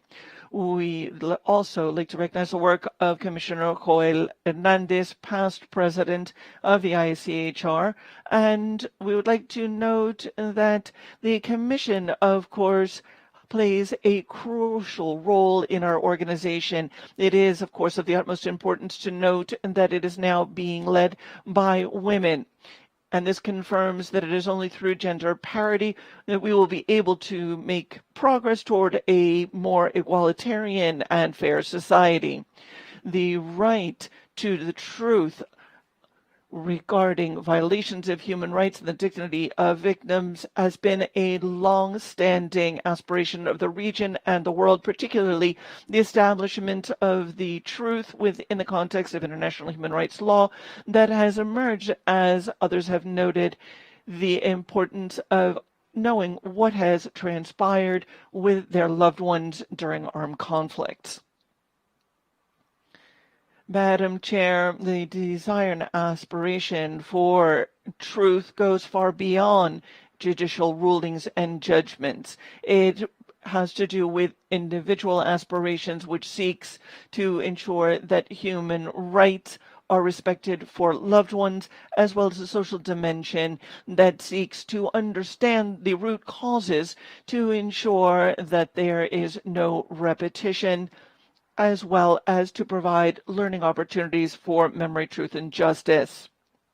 Given the importance of this topic, in 2010, the General Assembly of the United Nations proclaimed March 24th as the International Day for the Right to Truth regarding gross human rights violations and the dignity of victims in an effort to promote and recognize the acknowledgement of severe violations of this nature, as well as to render homage to those who dedicate their lives to protecting human rights, especially those who have lost their lives in that endeavor.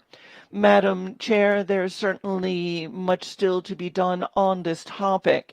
However, we are committed and convinced that it is through accountability that the rights of victims can be recognized by states, noting the commitment of our people and the rule of law. Guatemala is committed to this endeavor, as well as seeking reconciliation. Guatemala also reiterates the commitment to the defense of human rights, the search for the truth, justice, combating impunity, and the search for transparency. Thank you, Madam Chair. Thank you, Ambassador Scioli of Guatemala. Let me lastly recognize Uruguay. Ambassador Abdallah, you have the floor.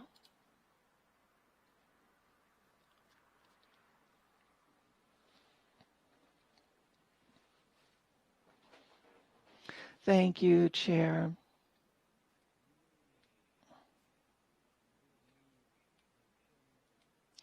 This is a moment and a topic that affects me personally. In the 1980s, I happened to be in El Salvador. I went on behalf of the OAS, and I speak from firsthand knowledge when we speak of Monsignor Romero.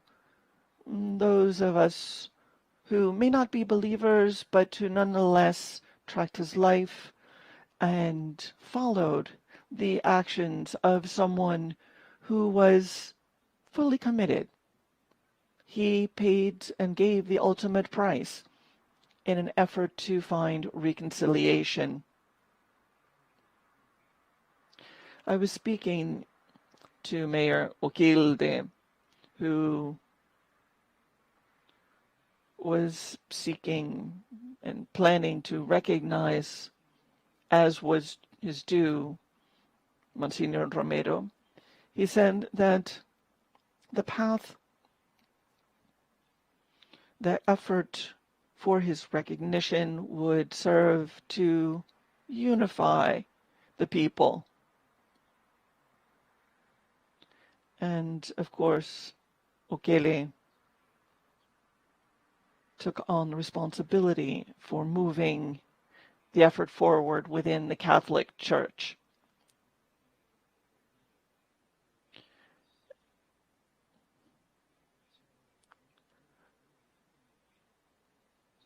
I believe that each of us makes our best effort so that our countries and our rule of law functions.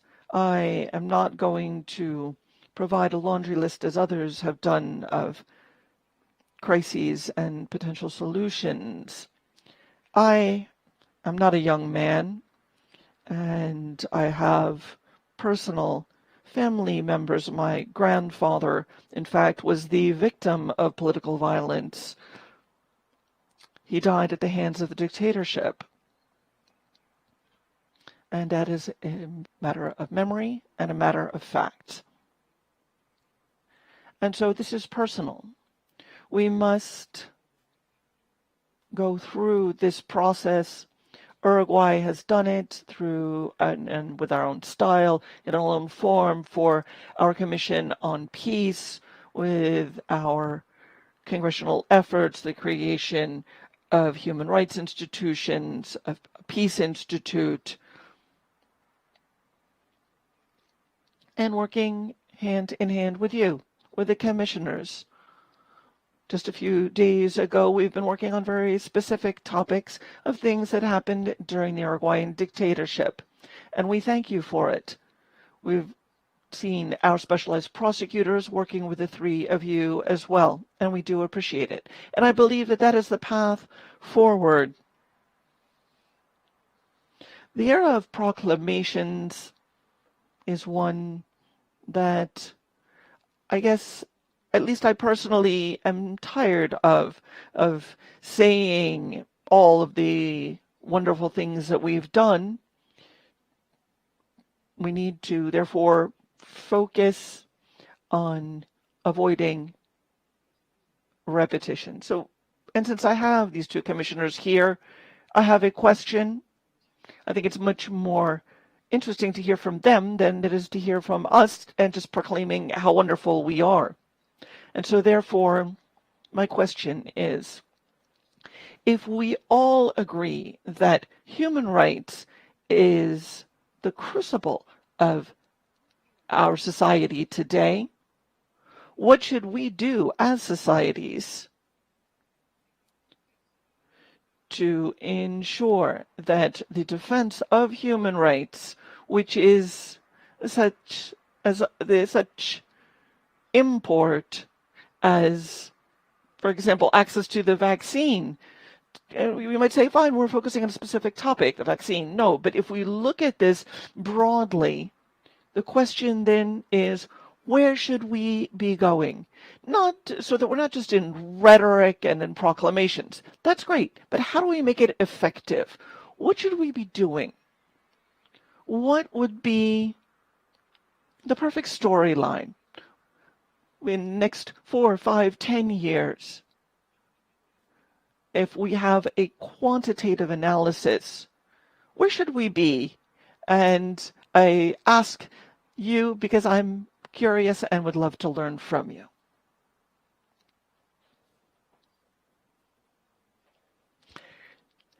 There are no further requests for the floor, and I think we've been fairly well disciplined in the use of time, and I think we should take advantage of the presence of our two commissioners here. And I'd like to offer you the floor for your thoughts, your reactions to the remarks made. Who would like to start? Very well, Commissioner Mantilla. Very well, as first Vice President, and then I'll give the floor to the second Vice President. Thank you again for this opportunity and for all of the comments and remarks that have been made. I believe that this also reflects the commitment of the states for respect for human rights, and obviously I would like to focus on the question posed by Ambassador Abdallah. I believe that we are starting with common ground, Ambassador. The topic of human rights is not just a matter of proclamation, and it has not been for some time. But I think we need to go back to the origin, and we have to go back to the Universal Declaration, as well as the Inter-American Declaration. But we can't just take the Universal Declaration, Article 1, as mere rhetoric. It is a true recognition.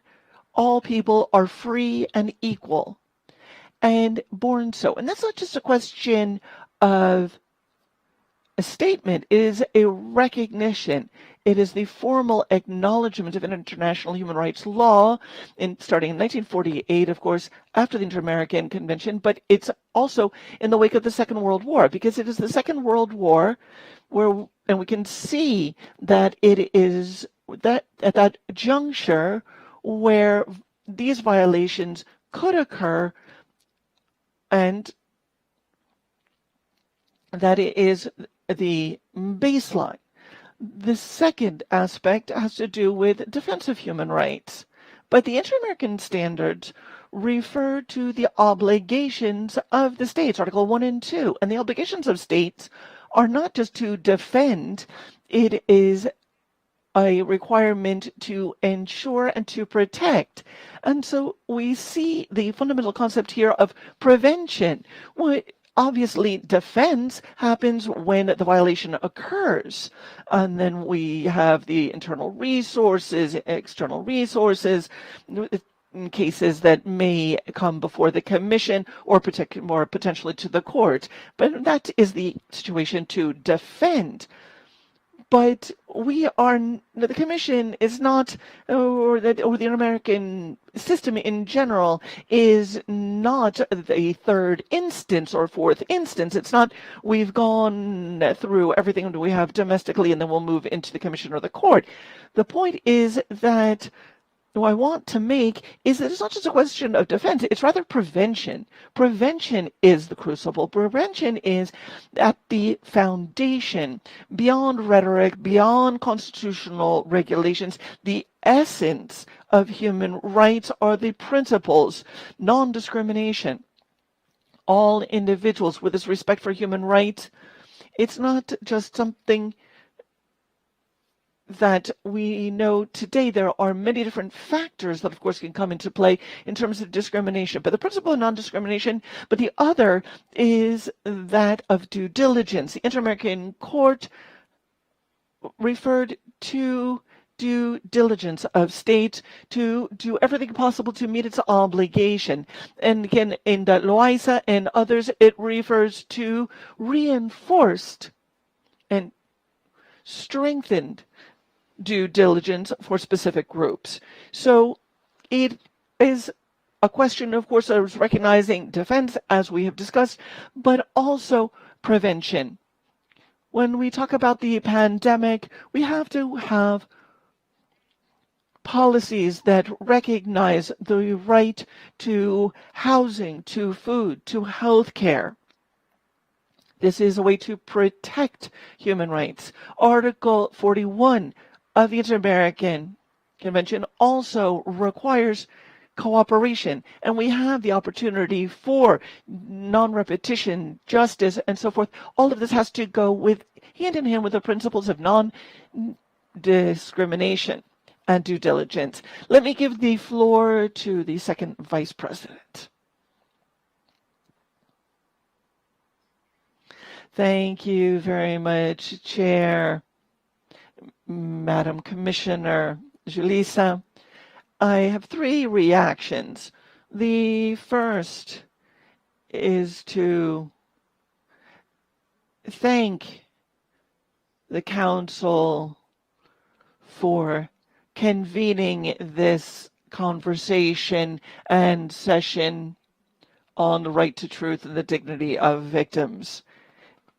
Sharing these experiences of so many countries, Costa Rica, Colombia, El Salvador, Venezuela, Mexico, the United States, Canada, Dominican Republic, Argentina, Peru, Guatemala, Uruguay, and Haiti are all important. An exercise of sharing history, stories, and exchanging lights and shadows, the successes and the shortcomings, but also the commitment, the defense of human rights, the rule of law, and democracy. My second reaction is that it is today that we need to move forward in 4 areas: the right to justice, to truth, reparation, but also institutional response. And that requires reforms.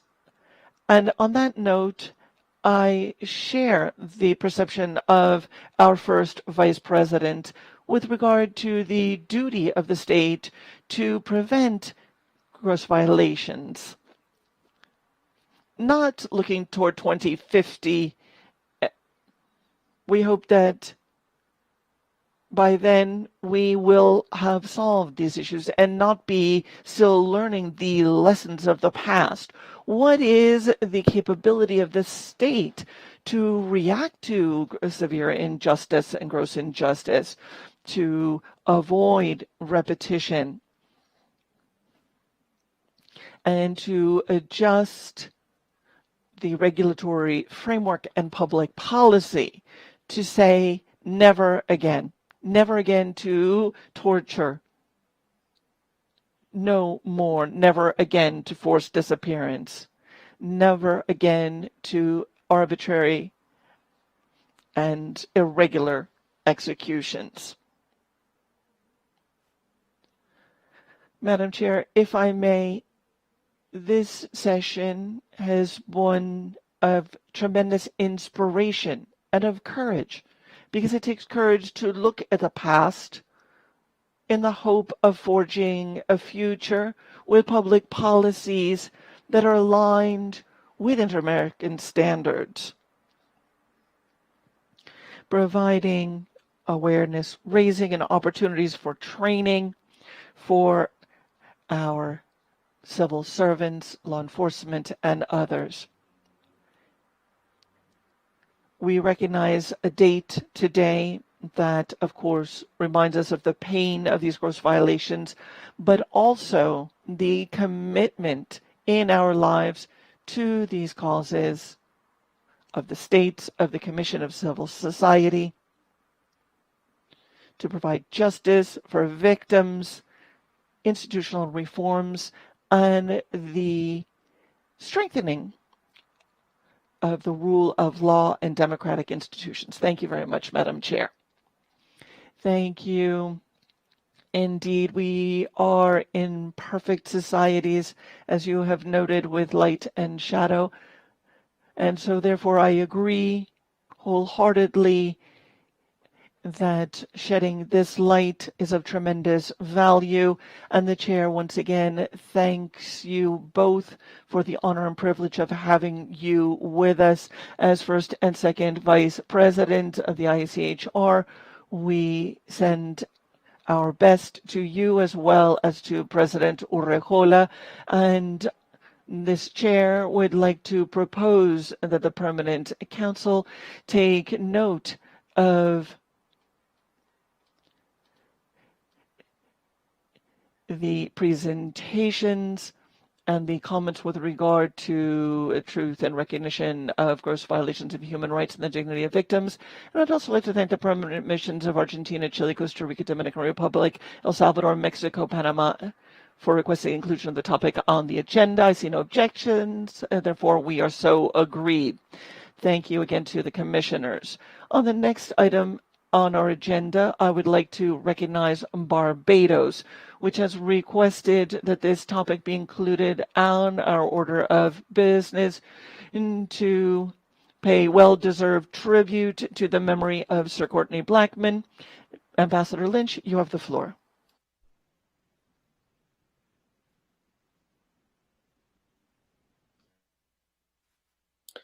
Thank you very much, Madam President. Mr. Secretary General, Assistant Secretary General, Excellencies, few native sons or daughters have had a more positive impact upon the development of the Barbadian society than Courtney Newlands Blackman. This economist, central banker, educator, diplomat, and all-round statesman pioneered and led an organization, and through its work, altered the social and economic trajectory of a nation. Erudite, articulate, and affable, Sir Courtney simply had the Midas touch. This towering intellectual graduated from the University of the West Indies with an honors degree in modern history, and in 1969 earned his doctoral degree in money and banking from Columbia University in the city of New York. Sir Courtney worked as an economist in the financial center of the USA on Wall Street in the city, distinguishing himself there as a thinker, a decision maker, a man of huge integrity, and an overall genuine human being. However, Sir Courtney's greatest contribution to any environment in which he worked was at the Central Bank of Barbados. Sir Courtney served 3 terms as the governor of the Central Bank, after having been the founding governor of the institution at barely 39 years old. Credited as an authority on central banking in developing countries, he laid the solid foundation for the respect and the influence that the Barbados Central Bank enjoys today. Courtney Blackman was a strong proponent of the principle that overall public economic education and sound public sector management were key components of the collective social learning and practice necessary for a small developing country to move into the ranks of the developed. He shepherded Barbados through an economic recession in the 1980s, facing deep criticism for his calls for wage restraint from both the politicians and the trade unionists. Courtney never flinched. With characteristic resoluteness, he defended his stance as he would with many other issues that he determined threatened the soundness of keeping a small open economy on the correct development path. Tying the Barbados dollar to the US dollar rather than the British pound, defending the establishment of a central bank rather than maintaining a currency board, or his argument that there was a strong purposeful link between income, the balance of payments, and the stability of the exchange rate. Even the construction of an architecturally imposing central bank headquarters that would do more than just central banking. A central bank, he argued, should serve the community, but furthermore, it should be shared with the community. That's why his central bank had to have a performing arts auditorium as well as other communal public facilities that invited the public in as a first step to breaking down the traditionally established barriers between the mystifiers and the mystified on economic and financial matters. That's also why he demanded and oversaw a central bank-backed scheme for developing small and medium-sized enterprises, which was unheard of at the time. In Sir Courtney's world, economic development matters did not have to be a mystery. All citizens needed to be exposed to some understanding of economics and finance if the entire nation was to have a real chance at reshaping and rechanneling its development direction. His was a constant desire to educate and to edify his fellow countrymen and women. Sir Courtney believed strongly in developing the human resource. Therefore, under his leadership at the many organizations where he served, Sir Courtney ensured that several employees completed professional academic qualifications, participated in regional and international conferences and programs, permitting them to build out their various intellectual competencies.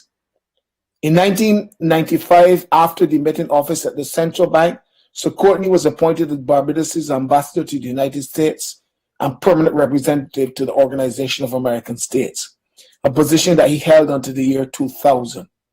For that period, or part of that period, he also represented Barbados in negotiations with the Free Trade Area of the Americas.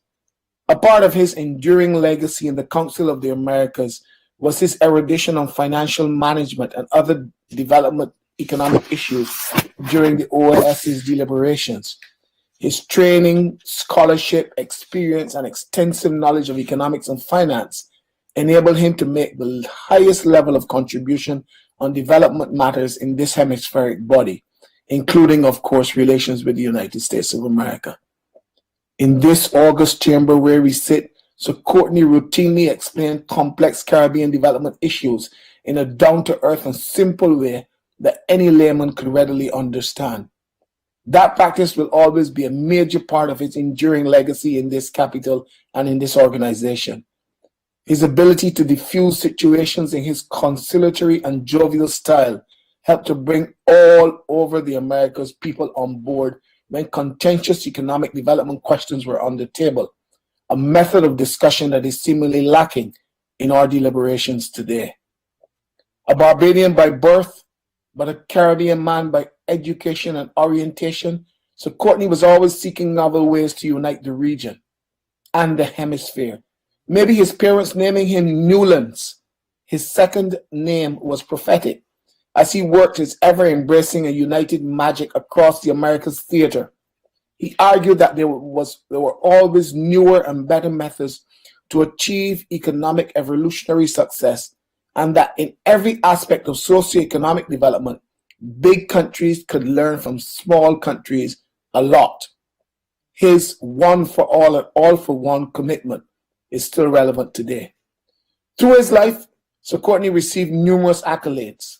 In 1982, he was awarded the Barbados Gold Crown of Merit and an honorary doctorate of humane letters by Hofstra University in Long Island, New York, for his services to the Central Bank of Barbados. In 1988, he was elevated to the title of the Knight of St. Andrew, naming him Sir Courtney Blackman. And in 2007, the University of the West Indies awarded Sir Courtney an honorary Doctor of Laws degree. Dr. Blackman lectured at major universities in Great Britain, Canada, and the USA, including Oxford, Dalhousie, and Columbia. He has also published extensively. He is credited with several academic papers and journals, as well as 3 important texts, including The Practice of Persuasion, a collection of speeches in 1982, Central Banking Theory and Practice, a Small States Perspective in 1995, and The Practice of Economic Management, a Caribbean Perspective in 2005. So Courtney also worked as an international business consultant to several governments, central banks, multilateral institutions, and international corporations, and as a director on the boards of several corporations and financial institutions in the Caribbean, Europe, and North America. So Courtney is survived by his wife of 50 years, Gloria, and 3 sons. May he rest in peace. I'm obliged to you, Madam Chair. Thank you very much, Ambassador Lynch, for sharing the story of the life of a renowned diplomat and economist from Barbados who in the Caribbean and the Americas. And I'd like to offer the floor to any delegation that would like to make any comments at this time. Ambassador Adson of Canada is recognized at this time. Thank you very much, Madam Chair, and let me thank Ambassador Lynch as well for giving us such an excellent overview of the life of this distinguished Barbadian. And on behalf of Canada, I wish to express my condolences to the people of Barbados on the recent passing of the late Sir Courtney Blackman. Sir Courtney will be remembered as a leading expert on central banking in developing countries. His dedicated service to his country, notably as the founding governor of the Central Bank of Barbados and chief architect of Barbados' fiscal and monetary policy, is an exemplary legacy. In addition to his national service, I'm told that his passion and expertise on economic issues elevated the level of debate here at the OAS when he served as permanent representative from 1995 to 2000. And as mentioned already this morning by Ambassador Lynch, Sir Courtney brought his expertise to Canada as well, having lectured at Dalhousie University in Halifax, Nova Scotia. He will be remembered as contributing to the strong friendship between Canada and Barbados and to the pursuit of our country's shared commitment to multilateralism, to the rule of law, and to human rights. Thank you. Thank you, Ambassador Adset. I offer the floor at this time to Ambassador Solano of Costa Rica.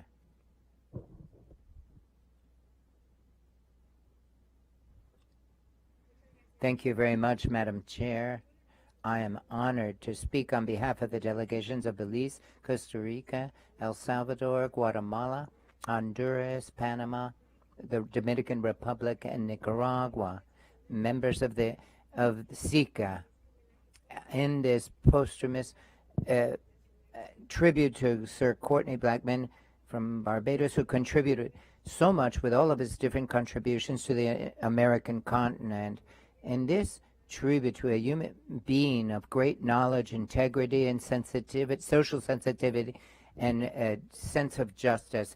The professional career of Sir Courtney Blackman led him to be a banking consultant in different countries and in the international scene. He was the first governor of the Central Bank of Barbados, where he defended solid economic policies at all times. As a diplomat, Sir Courtney Blackman was the ambassador of Barbados in the United States and permanent representatives before the Organization of American States. As chair of this permanent council, where he always promoted healthy debate of the most sensitive issues to the hemisphere from an analytic and a well-grounded perspective. Our solidarity and sympathy to the Ambassador Noel Anderson Lynch, permanent representative of Barbados before the OAS. We express our deep condolences to his family, the people, and government of Barbados. Thank you very much, Madam Chair. Thank you, Ambassador Solano. I offer the floor to the representative of the United States.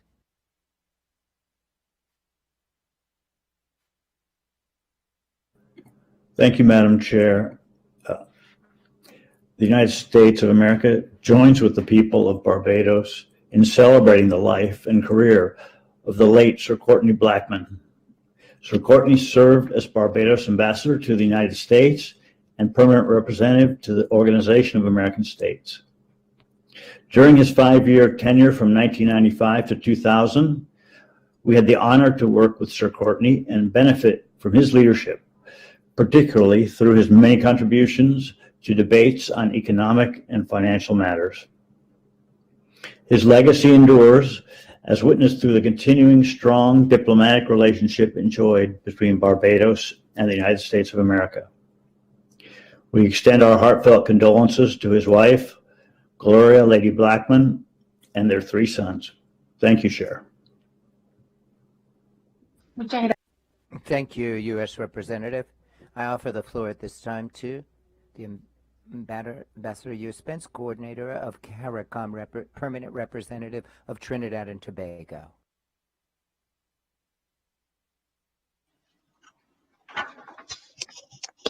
Thank you, Chair. On behalf of the member states of CARICOM, I express our deepest condolences to the family of Sir Courtney Blackman and the government and people of Barbados on his passing. Barbados and the Caribbean have lost a national and regional titan. Sir Courtney was a brilliant economist, an astute diplomat, and an accomplished educator. His contributions to the development of Barbados's financial sector are invaluable. As one of the founding fathers of the Central Bank of Barbados and as its governor from June 1972 to March 1987. Early in his career, he carried out the monumental task of overseeing the introduction of the national currency of Barbados. Sir Courtney will be remembered as an eminent diplomat who served his country with distinction and with a high degree of professionalism in appointments as Ambassador to the United Nations, Ambassador to the United States, and of course, permanent representative to the Organization of American States, holding the latter 2 positions from 1995 to 2000. Within the whole of the Americas, which we all know so well, Sir Courtney displayed erudition, collegiality, and a commitment to advancing the cause of Caribbean small states as a necessary complement to the ideal of a peaceful and more developed hemisphere. He also upheld fervently the ideals and principles of the OAS in his many contributions to the work of this organization. Sir Courtney made an immense contribution to the development of his homeland, Barbados, and to the development of monetary and fiscal policy in CARICOM member states through his participation in many important consultations by central bank governors and finance ministers in our region. We celebrate the full, inspiring, and impactful life of Sir Courtney Blackman, an honored son of the Caribbean. May he rest in peace. Thank you. Thank you very much, Ambassador. I offer the floor at this time to Ambassador Jativa, representative of Ecuador.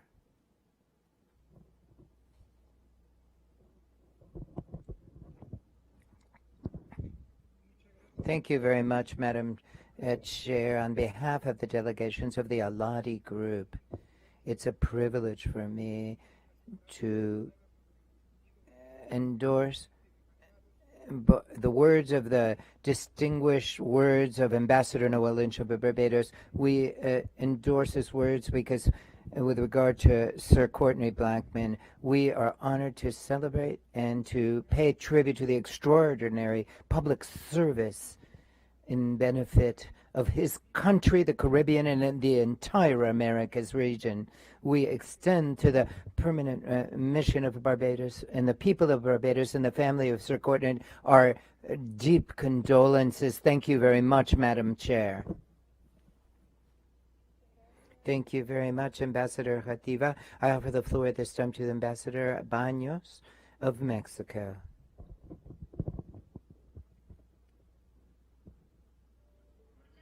Thank you very much, Madam Chair. Mexico joins into the tribute to Sir Courtney Blackman, who was the governor of the Central Bank of Barbados.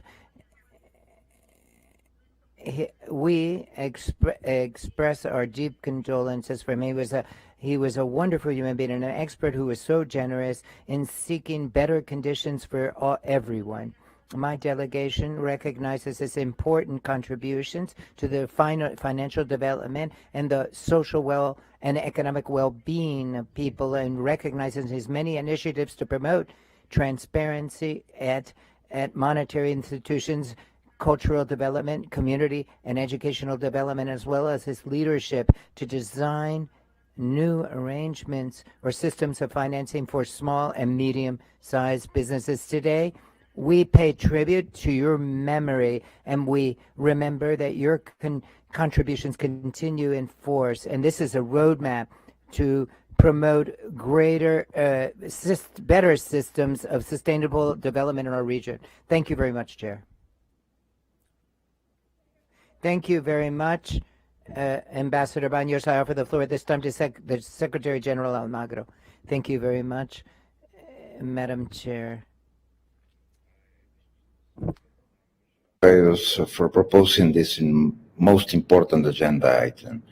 On behalf of the General Secretariat and the Organization of American States, I convey our sincerest and deepest condolences to the people of Barbados and the family of Sir Courtney Newlands McLaurin Blackman on the occasion of his passing on March 16th. Within the last 8 months, Barbados, the Caribbean, and the world have experienced the loss of two of the region's greatest sons and global icons. In July 2020, we saw the passing of Professor the Right Honorable Owen Seymour Arthur, and now Sir Courtney Blackman. Sir Courtney Blackman was born in Barbados, but he seemingly belonged to the world, and he took every opportunity to give back through his services and with his vast and impressive intellectual contributions. Sir Courtney was a trailblazer and a pathfinder, and was at the forefront of his profession. He's credited with being the architect of Barbados' modernized and progressive monetary and economic policies. He was the first and longest serving governor of the Central Bank of Barbados, and his legacy is indelible and omnipresent, particularly through the decision to establish Barbados' monetary peg and many other mainstay financial management initiatives. Sir Courtney Blackman was multifaceted. He was an economist, an advocate, a statesman, a diplomat, an academic, and an author. In fact, his 3 books, the practice of persuasion, a collection of speeches, central banking theory and practice, a small state perspective, and the practice of economic management, a Caribbean perspective, are required reading for economic and theorists. Notably, this organization was the beneficiary of Sir Cornwell's contributions through his 5 years tenure as Barbados ambassador to the United States and permanent representative to the Organization of American States. He made his presence known in the halls and council of the OAS and within the inter-American system. His deliberations and guidance were profound, and we are all the better for his time here with us. Indicative of the level of esteem and reverence that Barbados and the world repose in Sir Kearney, he was awarded the Gold Crown of Merit in 1982 and in 1998 received the highest honor in Barbados. He was made a Knight of St. Andrew of the Order of Barbados. Sir Cornwell Blackman has been heralded for being a nation builder beyond the shores of Barbados and the Caribbean. Let me conclude with some pearls of wisdom from Sir Cornwell himself, who said, "When we build, let it such work as our descendants will thank us for, and that men will say as they look upon their labor, see, this is our fathers did for us." Thank you very much. Thank you very much, Secretary General. So it is now in the record, the tribute to the distinguished representative of Barbados, Sir Courtney Blackman. Now, the next item on the order of business is commemoration of Inter-American Day Against Illicit Manufacturing of and Trafficking in Firearms, proclaimed in the General Assembly Resolution AG Res 2925 in operative paragraph 111, based on a request put forward by the Permanent Mission of Mexico in note CP-INF 8914/21. For this purpose, I offer the floor at this time to the delegation of Mexico. Ambassador Baños, you have the floor.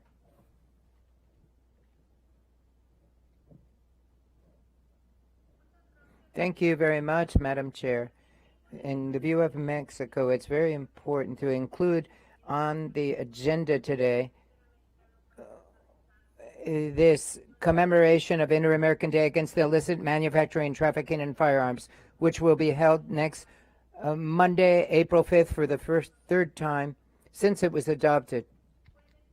It was in the OAS itself when there was promoted the adoption of the first international instrument, which was focused on dealing with illicit manufacturing and trafficking of firearms. The Inter-American Convention against the manufacture and illicit trafficking of firearms, munitions, explosives, and other related materials, SICTA, in the view of the government of Mexico, which is the chair of the Council of State Parties of SIFTA and the pro tempore chair.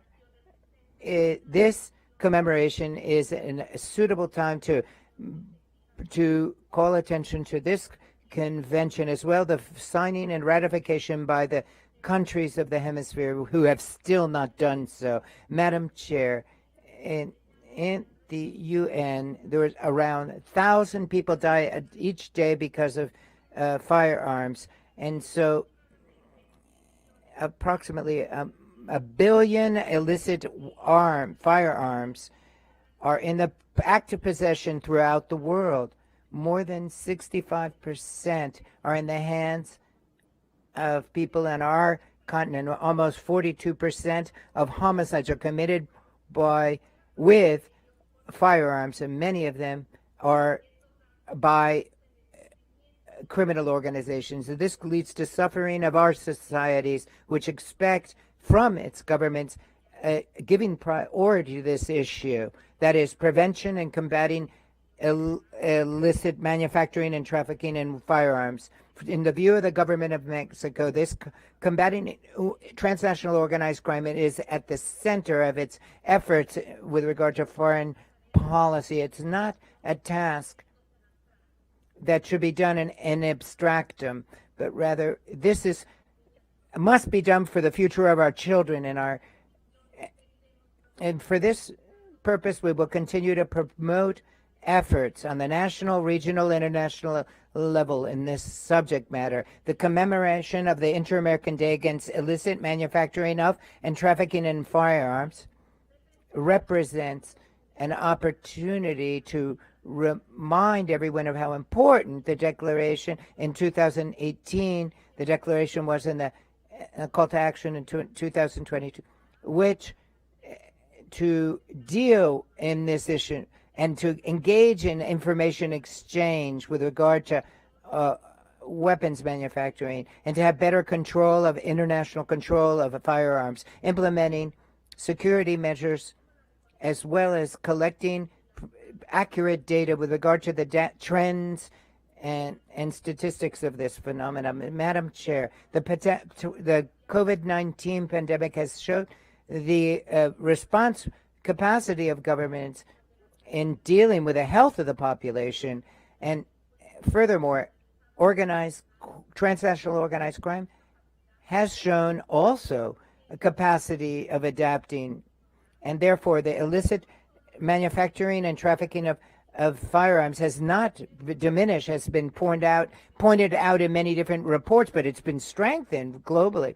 And additionally, the restrictive measures of movement as a result of the pandemic have shown that it's fundamental to move further forward with regard to the multidimensional security approach to be able to deal with the different elements of crimes such as illicit manufacturing and trafficking of arms, and also trafficking of women and girls who are disproportionately affected by such crimes. In this upcoming April 5th, let's take time to reflect about the specific significance of the commemoration of the Inter-American Day Against the Illicit Manufacturing and Trafficking in Firearms.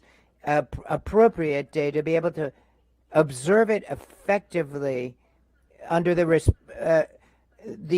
principle of shared responsibility to face up with shared challenges. Mexico urges respectfully all the nations to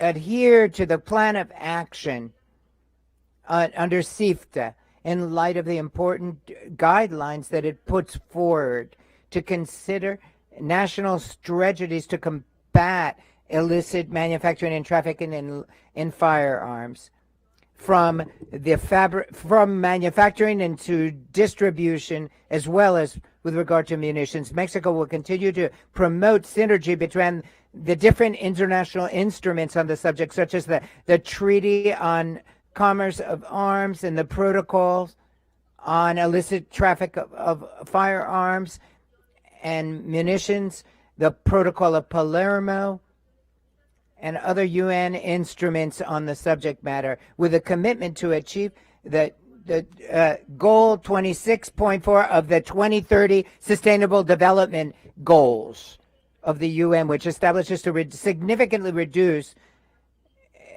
the illicit manufacturing of trafficking in firearms and to fight against all forms of organized crime. Madam Chair, I thank the states parties of CIFTA for the backing that has been given to Mexico in exercising its pro tempore chairmanship, in hopes that we can meet soon at the 5th conference of the states parties, at the meeting of the committee of CIFTA in the first half of 2021. Thank you very much, Madam Chair.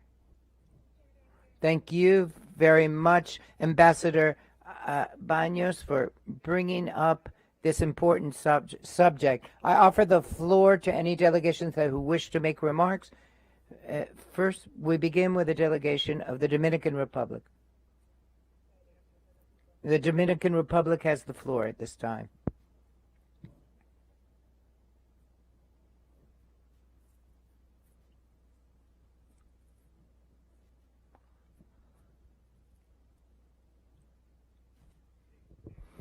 Yes, thank you very much, Madam Chair.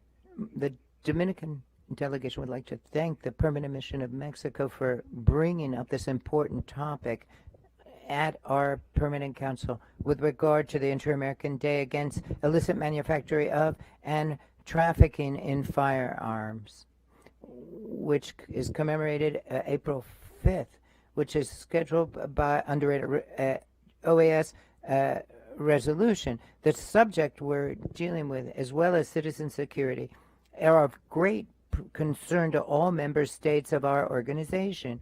In this regard, in 1997, the Inter-American Convention against the manufacture of firearms, ammunition, and other related material was passed.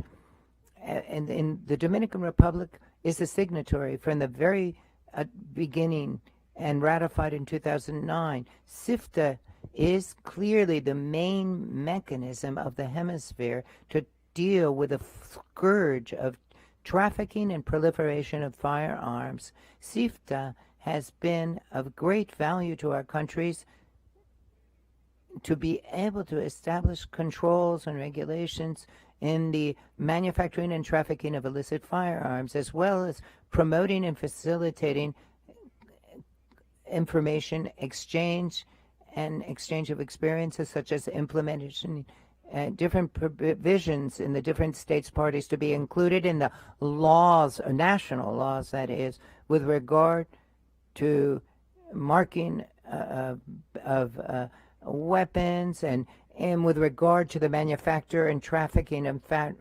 firearms, and what to do with expropriated or seized weapons, and to deal with exporting and importing of these, and rules for licensing and transit, and strengthening controls at the export points, among other things. We also have to point out the invaluable support provided by the OAS to the member states with regard to building model legislation and to urge exchange and facilitate exchange of information and statistics.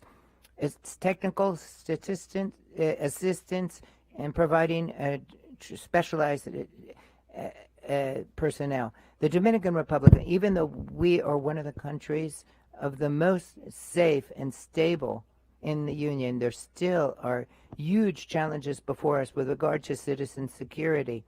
In this regard, the government of the Dominican Republic has been taking firm steps towards strengthening the institutions that work on behalf of citizen security and fighting against organized crime and against weapons trafficking. Among these measures, we must cite the recent launching by our president of the first phase of the citizen security plan, the first phase, which includes removing from the streets certain weapons, as well as confronting other types of violence, and to reducing traffic accident deaths, and to prevent crimes committed through the use of motorcycles.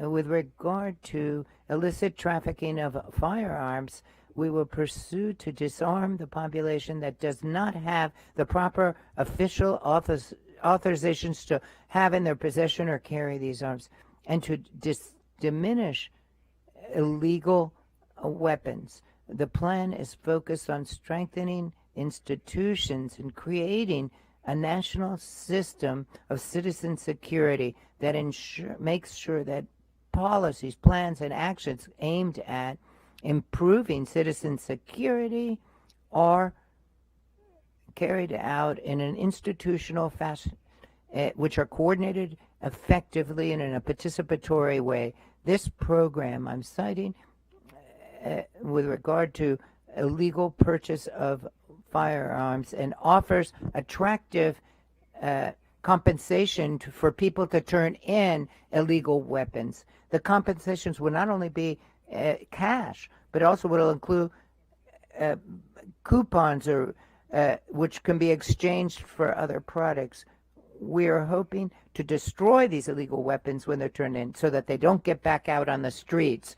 The repurchase program will include compensation to police and officials to be able to identify such weapons in their everyday work, and there will be compensation to any person in locating and helping to find such weapons.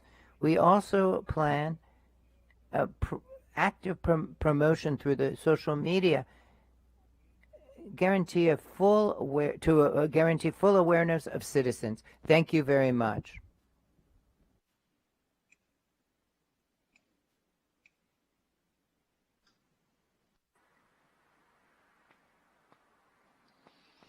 Thank you to the representative of the Dominican Republic. I now recognize Ecuador.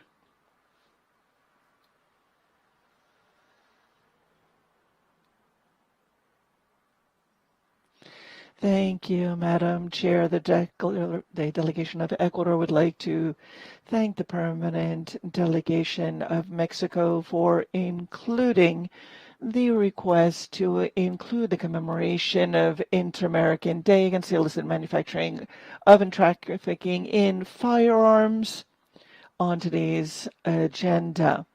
Clearly, this is associated with the levels of violence. From the interpreter, the background noise from the ambassador, including a ringing phone, is extremely distracting. The efforts in 2020 and other reasons, we can see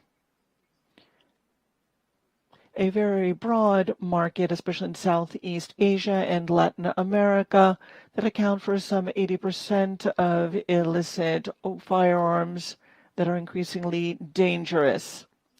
The recognition of this day is based on the Inter-American Agreement on the topic known as CIFTA and its valuable contribution since it was adopted.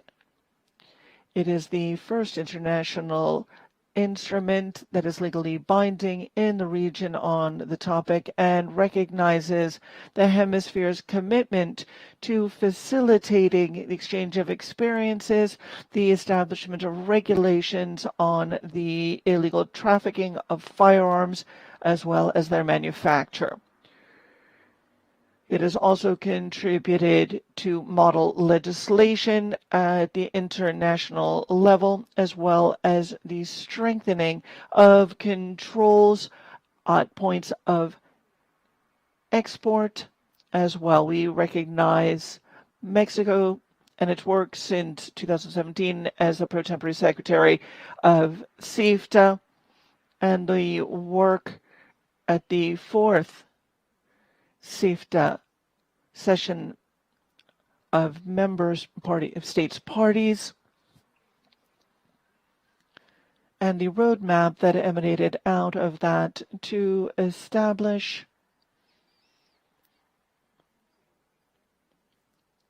a roadmap cognizant of the questionnaire and other efforts undertaken by CIFTA for the period through 2020. We acknowledge these efforts.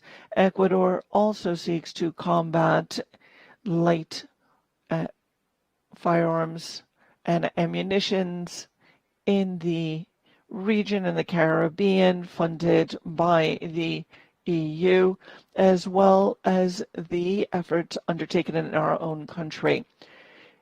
Our country has benefited tremendously from the sharing of knowledge and the capacity building, especially in the area of the rehabilitation and improvement of weapons depots and others. This coming April, we will be receiving training as well as the donation of equipment in support of these efforts. The government of Ecuador is deeply committed to continue to work with the other countries in the region to build countries that are free of these weapons across the region. Thank you, Madam Chair. Again, from the interpreters, Ambassador Jartiva, sound is very much wanting. We've done our best. Let me now recognize Trinidad and Tobago.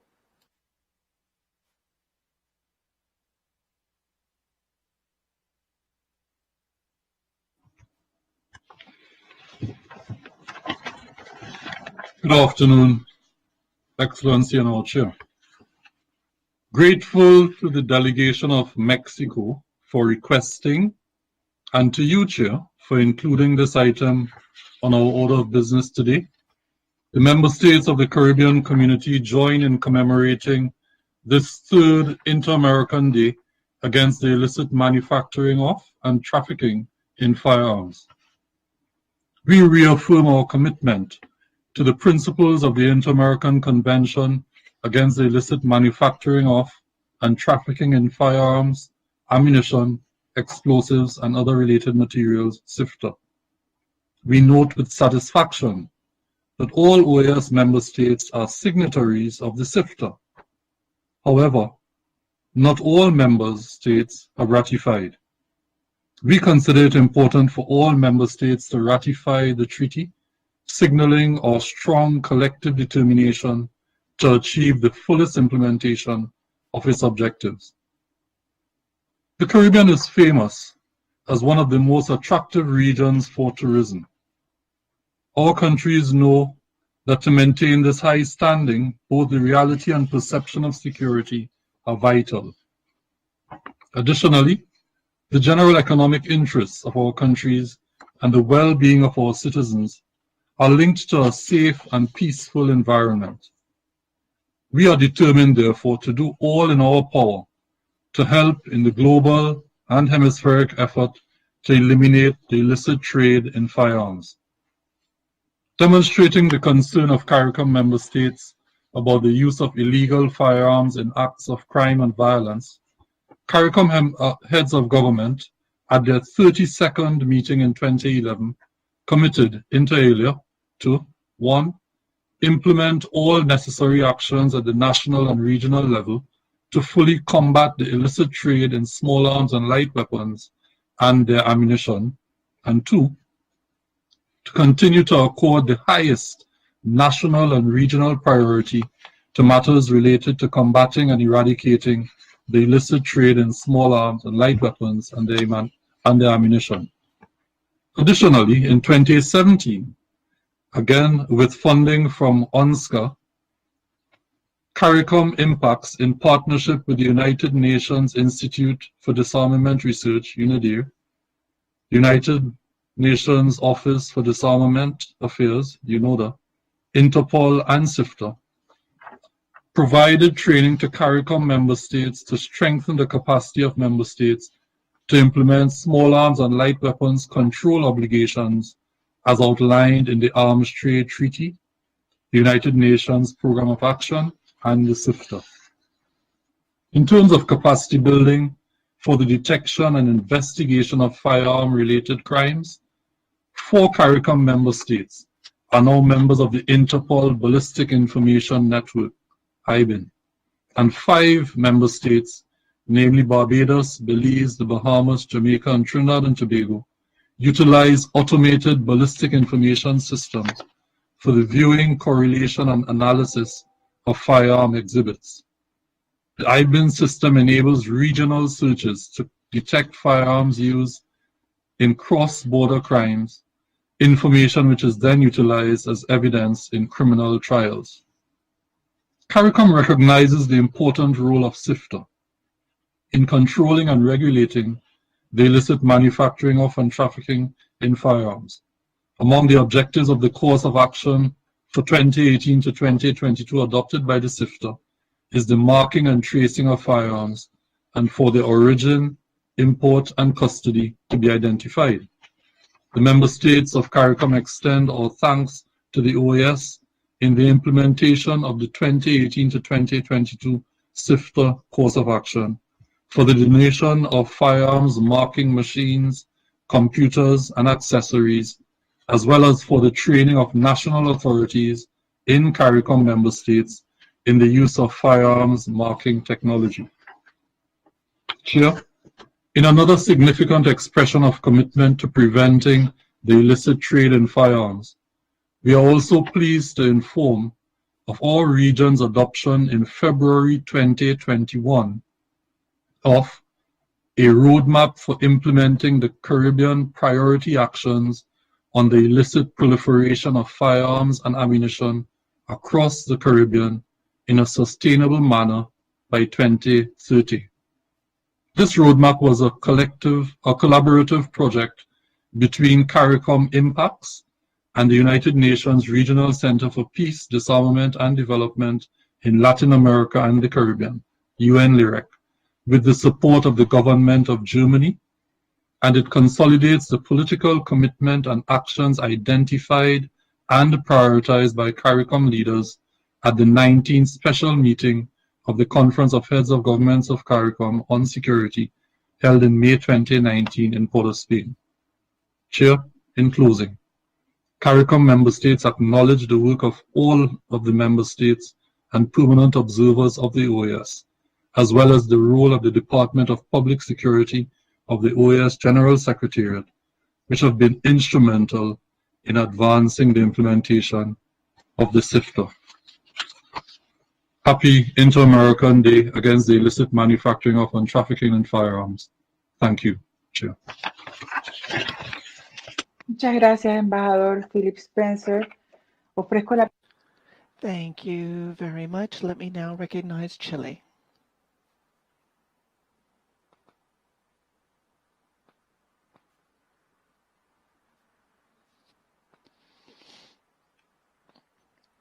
Madam Chair, this third commemoration of the Inter-American Day against the illicit manufacturing of and trafficking in firearms allows us to recognize the regrettable consequences that come from the proliferation of firearms in our societies and reinforces the commitment to eradicating the illicit manufacturing and trafficking in firearms. I appreciate the efforts of the Department of Public Safety Public Security and others in the OAS, particularly the Technical Secretariat of the Inter-American Convention against the illicit manufacturing of and trafficking in firearms, explosives, munitions, and other related materials, which has contributed significantly to the regional effort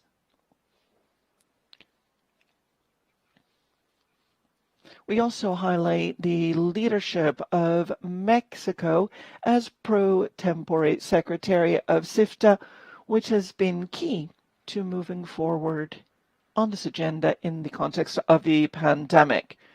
Chile is committed to this challenge posed by illegal manufacturing of and trafficking in firearms.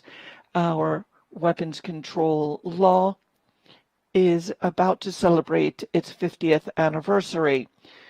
During that time, we have made significant progress thanks to a multi-sectoral approach that enables us to coordinate between our Carabineros police force, the prosecutor's office, and the Army, which jointly contribute to the effectiveness of the legislation. We reiterate our commitment to continue to provide the support of our national experts to exchange best practices in areas such as regulations, procedures for explosives and controlled chemical substances, certification for controlled substances, and destruction procedures. In conclusion, this commemoration reminds us that we must continue to reinforce our domestic legislation on weapons with a transnational and comprehensive approach, creating shared parameters that enable us to facilitate coordination and cooperation between and among our agencies with a view to the benefit of all. Thank you. Thank you, Ambassador Salinas. Let me recognize Panama. Thank you, Madam Chair. The delegation of Panama also recognizes the celebration today proposed by Mexico, which we appreciate. We also appreciate their work as the coordinator of the member states parties to the Inter-American Convention on the topic.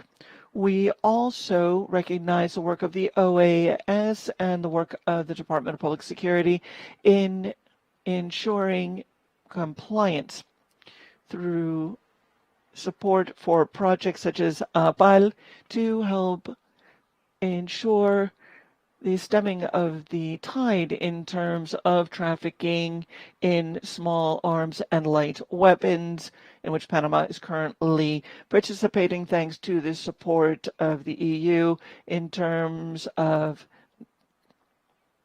marks, tracing, and the evaluation of the use of a model, the potential for a model law in Panama. We also recognize the state's efforts to prevent and combat illicit manufacturing of weapons in the region by bolstering domestic capabilities, exchanging best practices with a view toward peace and security region-wide. And we are, as Panama, deeply committed to that process. Thank you. Thank you, Panama. I now offer the floor to the delegation of Argentina.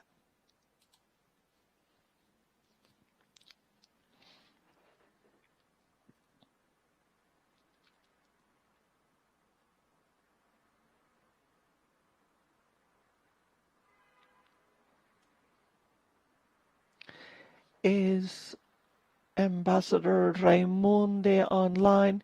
He has requested the floor. Perhaps the ambassador could refresh his screen. While he does that, perhaps we could offer the floor to Ambassador Solano of Costa Rica. Ambassador Solano has the floor.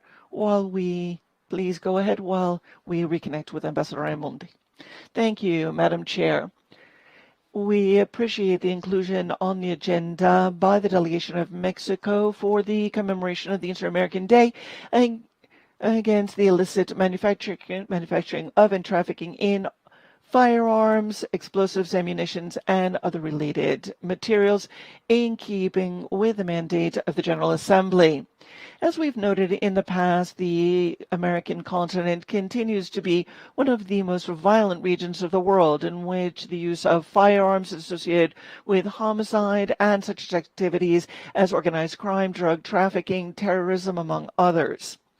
In the hemisphere, we see a third of the lethal acts committed on the globe, and it is the region where firearms are used in over 65% of offenses. The homicide rate of women at the hands of firearms is above the regional average, and according to the UN ODC, on the global report on firearms published last year, we can see that the Americas has the largest level of possession of firearms. Costa Rica recognizes the efforts undertaken by the Department of Public Security of the Secretariat of Multidimensional Security to be able to support the state's parties in the implementation of the convention and to meet the commitments that will enable them to move forward to exchange information and to provide cross-fertilization between and among states, marking and tracing the import as well as the transit management and the destruction of arsenals, among other topics. We support the work of the Department of Public Security with regard to certification of the destruction of weapons and ammunitions that was conducted in Costa Rica in August 2019, an activity that will be concluding in coming weeks.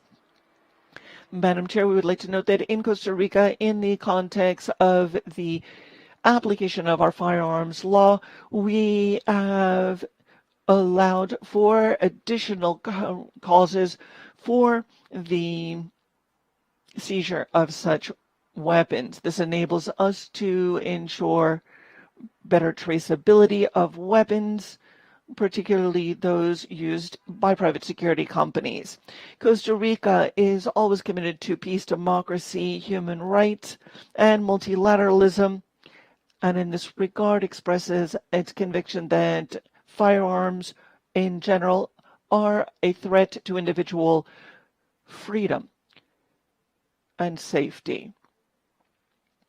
We encourage us all to work from a perspective of humanism that will allow for regional and sub-regional mechanisms to share information, cross-border controls, and prevention to prevent proliferation and the misuse, particularly of small arms, light weapons, and ammunition. Since we are concluding your chair at this time, we would also like to take advantage of the opportunity to congratulate Panama, and especially you as a head of mission, for the excellent fashion in which you have led the meetings under your chairwomanship. We also recognize your team and that of the General Secretariat for the support they have given to you. Thank you very much. Thank you very much, Ambassador Solano. I believe we have reconnected with Ambassador Raimundi. Is that the case? He is in the room, but he has not requested the floor.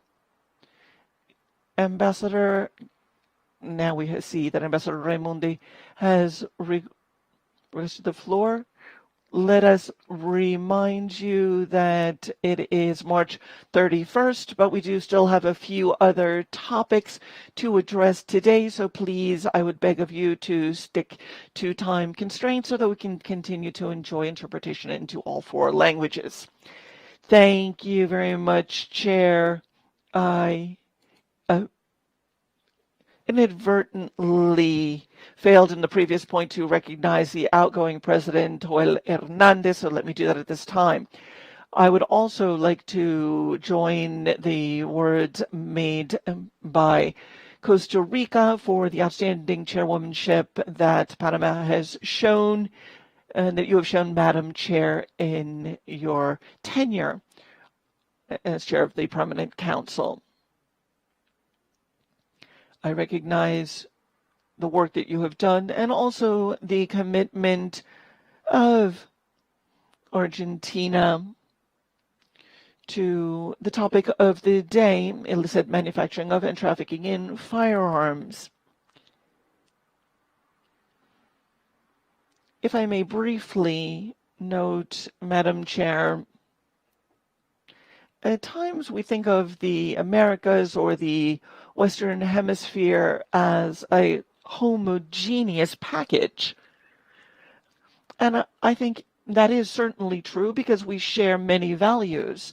Peace, the struggle against organized crime, that is certainly not in question. But topics such as ownership of firearms by civil society is a point where we diverge. Bombings to solve international conflict is a point where we also diverge. And the deployment of military bases, again, are an area at least in which Argentina diverges. The armamentism, we believe, is an incentive to this illicit manufacturing and trafficking in weapons. Thank you, Madam Chair. Thank you, Ambassador Raimundi. Let me now recognize the United States.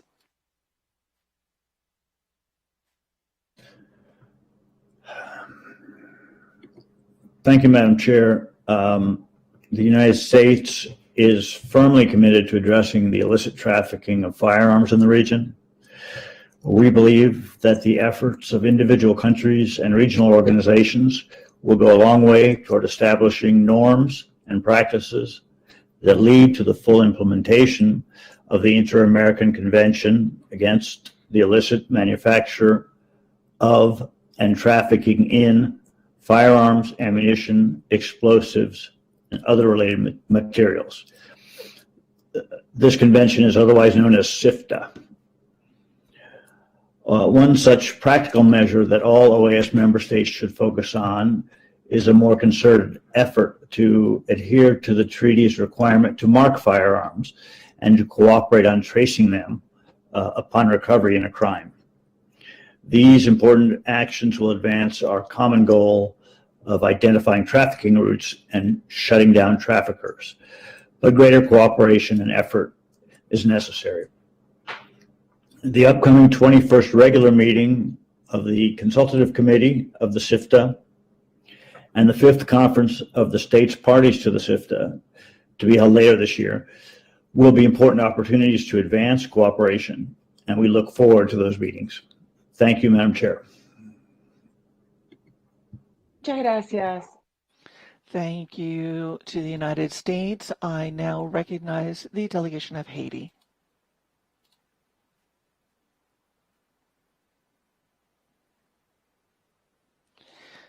Thank you very much, Madam Chair. Madam Chair, the delegation of Haiti would also like to thank the delegation of Mexico for proposing this commemoration of the Inter-American Day against the illicit manufacturing of and trafficking in firearms, in keeping with GA Res 2925. Madam Chair, grappling with crime in our society is a particular challenge. We see a sustained high level of homicide in our region. However, we cannot ignore the importance of protecting our citizens who face such terrible challenges in terms of organized crime, drug trafficking, and other forms of violence. We need to protect our societies.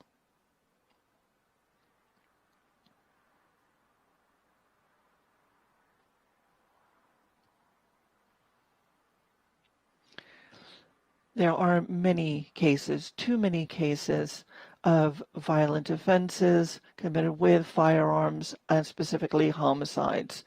We can see, of course, that this level of violence in our region has led to the greatest homicide rate in the world. We continue to see that, and it is a persistent rate. Our young people are particularly at risk, and the homicide rate for those between 18 and 29 years of age among men and boys is 45 out of each 100,000. Again, this is the highest in regional terms in the world. Firearms are involved in these homicides to a much broader extent than in other countries in the world. Today, Haiti, as the rest of the world, is also facing the economic the economic impact of COVID-19, and as a result, the challenges posed by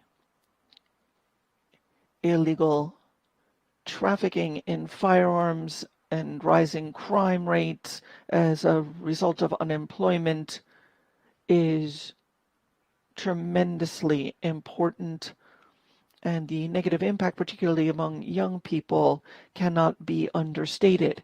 They are the most vulnerable, particularly in the most vulnerable neighborhoods. Our country must address this not just at the local level, but also at the regional level. And in that regard, with the upsurge in the trafficking of firearms and ammunitions, we are concerned. Haiti has made many efforts, but calls upon the entire region to ensure full enforcement of the Inter-American Convention against the illicit manufacturing of and trafficking in firearms, ammunition, explosives, and other related materials, encouraging all states parties to fully enforce this convention. And it is something that goes beyond the jurisdiction of individual countries. We must make joint effort. My country is making the fight against firearms a priority, as well as efforts to eliminate this illegal and illicit trafficking. One of the major problems in Haiti is the proliferation of armed gangs. And to grapple with this scourge, the government has created a national commission on firearms, which started work a year ago. We've taken other measures as well that have to do with the solidarity of the population and encouraging all citizens to contribute to combating the scourge. There are a number of measures of the utmost importance that must be taken in this process. Madam Chair, the Republic of Haiti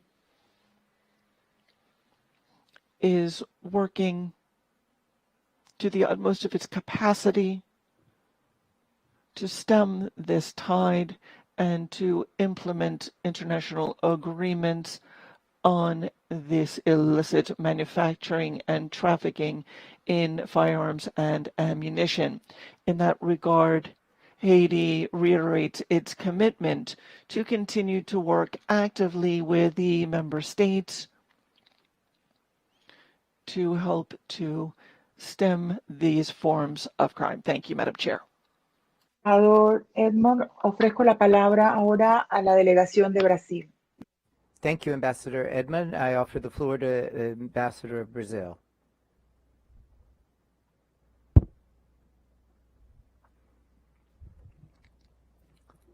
Thank you very much, Madam Chair.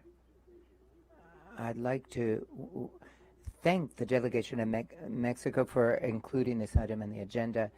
The adoption of the Inter-American Convention against the manufacturing and illicit traffic of explosive and other related materials represented the leadership of the Inter-American system in this. It's the important protocol and which was adopted later in 2001, known as the Palermo Convention. And this is one of the most important failures that we have here with regard to security. And this should be ratified by all OAS countries in the hemisphere. Celebrating in April the meeting on this, and is a tribute to the efforts that we must persevere at in this regard, the purpose of which is to improve in these efforts. So therefore we have to say that, but we have to recognize that these weapons continue to fall into the hands of organized crime. And all the groups, illegal armed groups of the hemisphere are armed enough to threaten public security. We know that violations of civil and political rights, and it threatens democratic societies we share, based on a multidimensional approach to security, that arms trafficking is one of the major challenges to us, for our citizens to enjoy the lives that they deserve. And so therefore, it is urgent and necessary to engage in this way. So therefore, we find it very timely to implement CIFTA from the plan of action, which has been, and this will ensure that the member states will carry out the goals.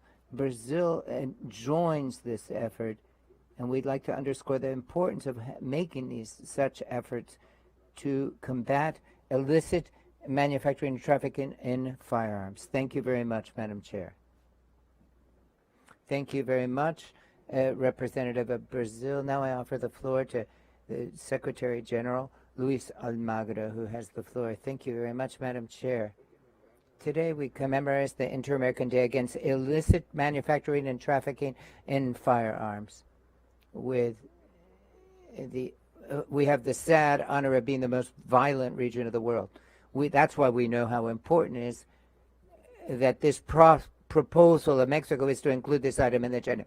This is one of the major causes of death in our countries, and it's a scourge against economic and social development in our country. And that's what's been revealed. The UN has said that we have the highest homicide rate. It's the highest per 100,000. Almost 75% of the homicides are carried out with firearms. Access to these arms is a factor that creates greater risks to our people. Organized criminal and are responsible for 19% of all of the homicides in our region. These are the main destiny of South and Central America. Because of the COVID-19, we witnessed the ability of adaptation of these organizations to find new routes to traffic and trade in these weapons. Countries in 2018 established April 5th was set as the day to commemorate this effort of stopping this. The Inter-American Convention Against the Trafficking, which was ratified by 20 some odd countries, is an instrument to guide us in combating these illicit manufacturing and trafficking of firearms. And mandatory marking of weapons for tracing and strengthening controls and information exchange and experience exchange. More from many countries have been trained. There's been exchange of information.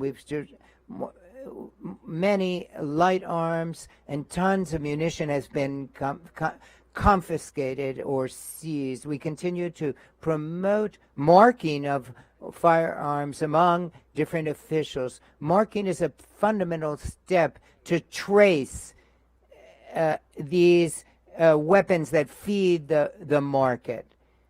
And also, we must coordinate internationally between the different countries, either virtually or however, using information exchange. So we also are developing a mechanism of regional communication with regard to of this trafficking to map out where there's greater vulnerability. We also know that it's necessary to disincentivize the involvement of young people in organized criminal groups. And so every day we train many people who are young people who are vulnerable to this, so that we can increase the factors of protection. Only working together can we stop the proliferation of illicit weapons to live in a peaceful hemisphere that allows us to move towards social and sustainable development. Thank you very much. Thank you, Secretary General. Since there are no further requests for the floor, the chair suggests the Permanent Council to take note of the presentation given by the delegation of Mexico on the commemoration of the Inter-American Day Against Illicit Manufacturing and Trafficking in Firearms, as well as the comments made by the delegations. Likewise, I'd like to thank the Permanent Mission of Mexico for requesting the inclusion of this item on the order of business. If there's no objection, it is hereby agreed. Continuing with the agenda, we move on. I submit to the consideration of the delegations the following minutes: 2264 of the special session of December 10th, 2019. Minutes 2269 of the special session of January 10th, 2020. Record 2271, the minutes from January 23rd, 2020. The minutes number 2271 of the regular session of January 29, 2020. And minutes 2273 of the special session of February 6, 2020. If there's no request for the floor or comments, these minutes are hereby approved. Esteemed colleagues, we have completed the order of business for this meeting. And before I offer the floor to any delegations that wish to bring to the attention of the council any other business of an informative nature, there's a request from Argentina, Brazil, Paraguay. We would like to show a video on the signing of the Asunción agreement for Mercosur. Go ahead. You have the floor.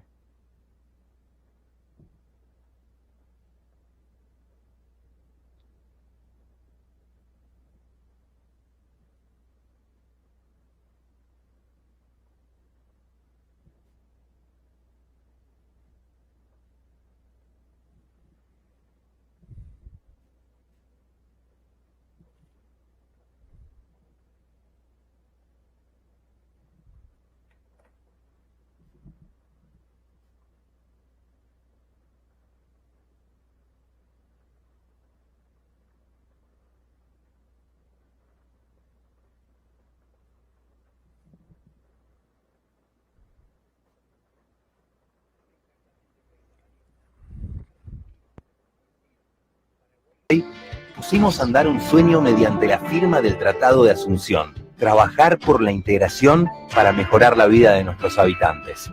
Nuestro recorrido por el camino de la integración ha estado acompañado de progresos. El comercio entre los 4 países se multiplicó cerca de 10 veces desde la creación del bloque. Y con el mundo hemos hecho negocios por alrededor de 500.000 millones de dólares. El Mercosur es la 5ª economía del planeta y cuenta con acuerdos comerciales con socios que representan el 30% del PBI mundial. El bloque se encuentra activo, negociando nuevos acuerdos para una mayor inserción al mundo. Contamos con instrumentos que benefician la vida cotidiana de nuestros 300 millones de ciudadanos en materia de movilidad, cultura, educación, empleo, seguridad social y protección en el exterior. Seguiremos avanzando por el camino de la integración, fieles a las ideas iniciales de nuestra fundación, que juntos somos más, y que la integración sigue siendo nuestro sueño común. Nos une la música. Nos unen nuestros paisajes. Nos une la riqueza de nuestros recursos naturales. El desarrollo de nuestras industrias y la fortaleza del trabajo de nuestra gente. Nos une el deporte. Nos unen nuestros escritores. Nuestros poetas y nuestros científicos. Nos une la firme defensa de la democracia, de la libertad de prensa, de opinión y de los derechos humanos.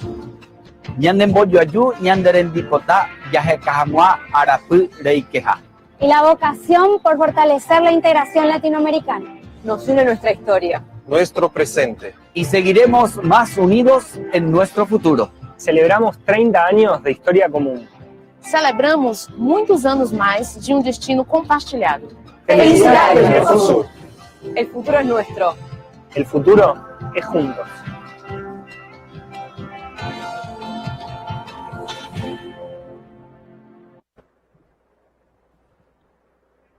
Thank you, Secretariat, for presenting this video to commemorate the founding of Mercosur 30 years ago. Esteemed colleagues, I offer the floor to the delegations for any other business. I believe I've seen the Mexican delegation has requested the floor. Ambassador Baños. Ambassador Baños, you have the floor right now.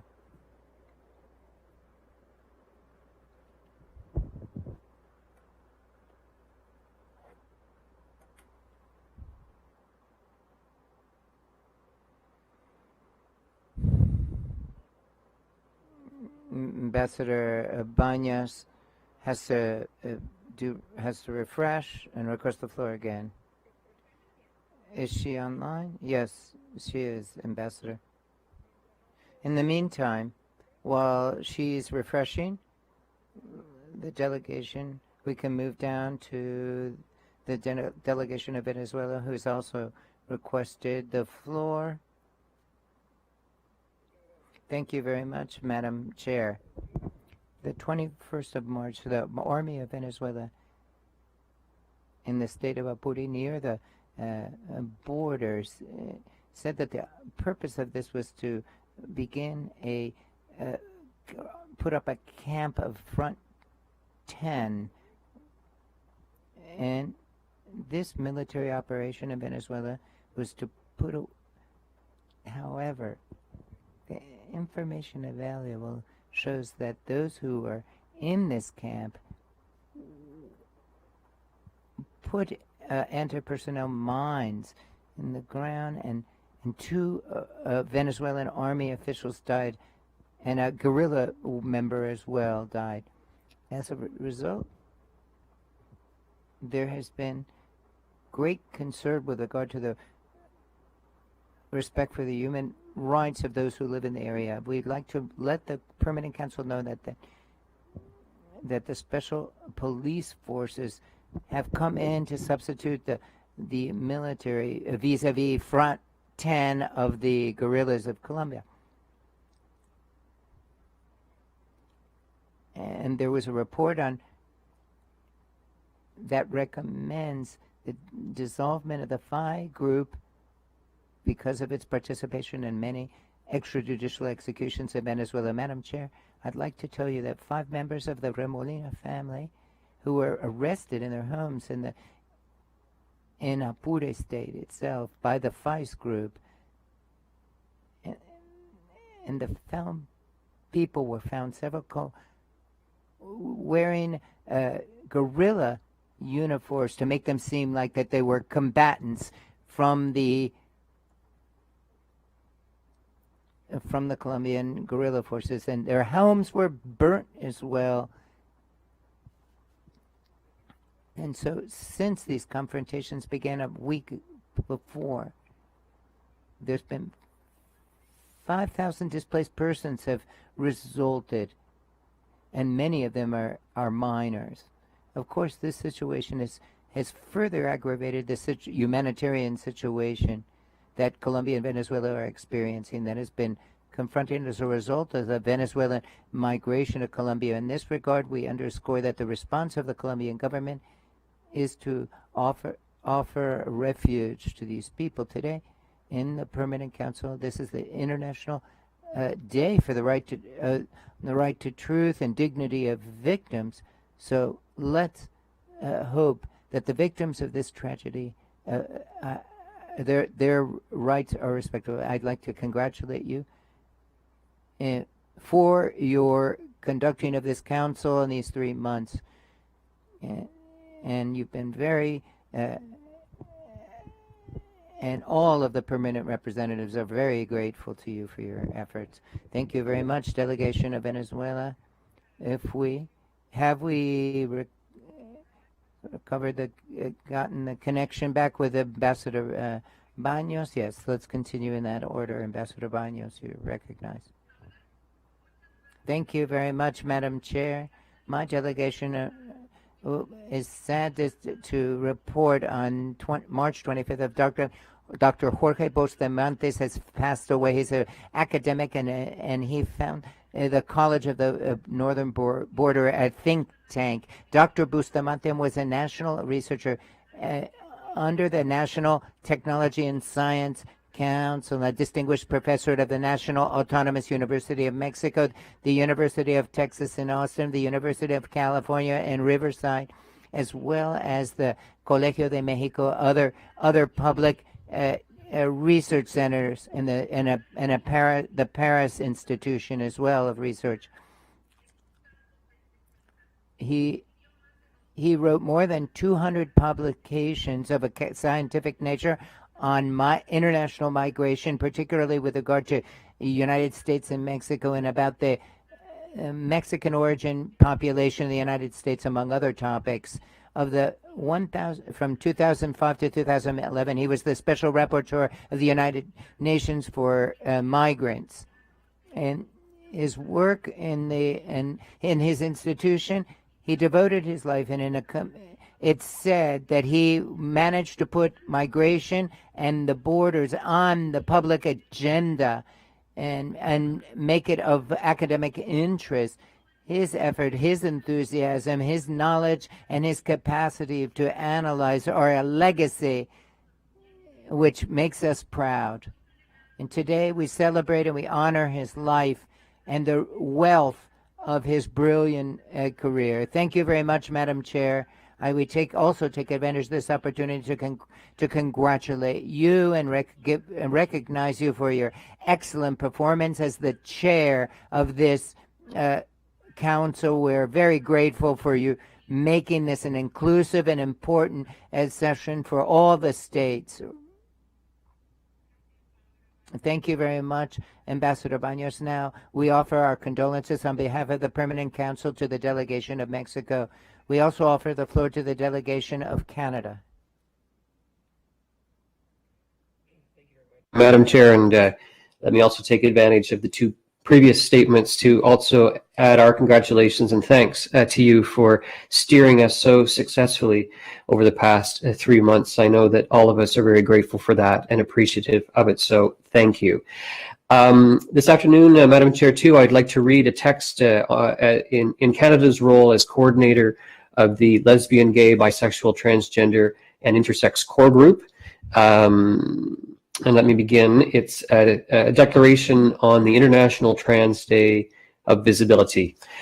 Argentina, Brazil, Canada, Chile, Colombia, Costa Rica, Ecuador, El Salvador, Mexico, the United States of America, and Uruguay, member states of the LGBTI OAS core group, joined together on the International Trans Day of Visibility that since 2009 has been marked on the 31st of March to celebrate trans people and raise awareness about the disparities and discrimination that trans people continue to face around the world. The core group reaffirms that human rights are universal and indivisible.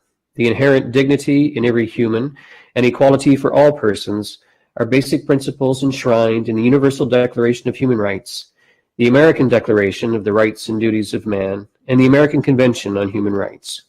Today, we reaffirm that trans people have the right to benefit from the recognition, enjoyment, exercise, and protection in equal manner of all human rights and fundamental freedoms. The Inter-American Commission on Human Rights has indicated that trans persons have historically been victims of exclusion, stigmatization, violence, and discrimination due to their sexual orientation, identity, and gender expression, and continue being subjected to high rates of violence, harassment, and other abuse. Notre région a réalisé des progrès dans la promotion et la protection des droits de la personne. The LGBTI persons, however, confront challenges as far as sensitivity training and hate crimes that is targeted against trans people. With regard to the pandemic, COVID, there are greater challenges of these LGBT people because of the being excluded from the enjoyment of their fundamental rights. And this is very precarious and leads to an inability to obtain food and limited capacity as well, to be able to take the preventive measures to confront this emergency. And this makes them even more vulnerable. That's the LGBTI core group of the OAS advocates for these rights, along with other organizations, so that measures are taken to stop violence against trans people so that they fully enjoy their rights. Thank you, Ambassador Adsit. I offer the floor to the Ambassador of Trinidad and Tobago, Ambassador Spence.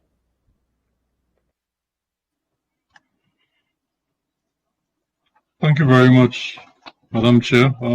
Chair, I know we've just received information from our distinguished permanent representative of Mexico, and so on behalf of the delegations of CARICOM, we join in extending our condolences, and we would send a written expression of those sentiments in the days to come. Chair, there are two other reasons why I've taken the floor. One, now, which would perhaps end my video, with the assistance of the Secretariat, relates to information to the Permanent Council that the CARICOM member states. We have now launched for some time now, a couple of months. We are now ready to advise the Permanent Council that we have a website as a regional grouping, www.caricomcaucusdc.org. So there you would see, thank you to the Secretariat. This is just an idea, www.caricomcaucusdc.org. It covers both our bilateral and multilateral events. So some point later today, if it's not already there, you would see where we have joined at the OAS with other member states in commemorating the 3rd anniversary of the Inter-American Day against illicit trafficking, the manufacturing and trafficking in firearms. And so we just wanted to bring this to the attention of the wider Permanent Council. Please feel free to go there and you will see information that may be helpful in your building your relations with our regional grouping. Thank you very much. Thank you very much. Why I'm obliged to take the floor with great pleasure this afternoon is on behalf of the CARICOM member states to express our deepest, our heartiest congratulations and our deepest appreciation to you for your excellent stewardship as the chair of the Permanent Council during the past months. These 3 months have been very busy. We have dealt with many significant issues, and we have to add our voices in expressing our congratulations to you, to your team at your delegation. And of course, we know that you worked with the General Secretariat, the Assistant Secretary General, and all the other persons at the General Secretariat. Thank you very much. These have been 3 very productive months. Permanent Council resolutions 1165, 1168, and many of the other significant achievements, we think are very noteworthy of specific mention and commendation. So thank you. We note as well that your tenure ends on the final day when we celebrate Women's History Month. So thank you very much, and as we look forward to the celebrations of this season, Semana Santa is a term used in Espanol. We wish you and your delegation and your family all the best. Congratulations and thank you again on behalf of the CARICOM member states. Thank you.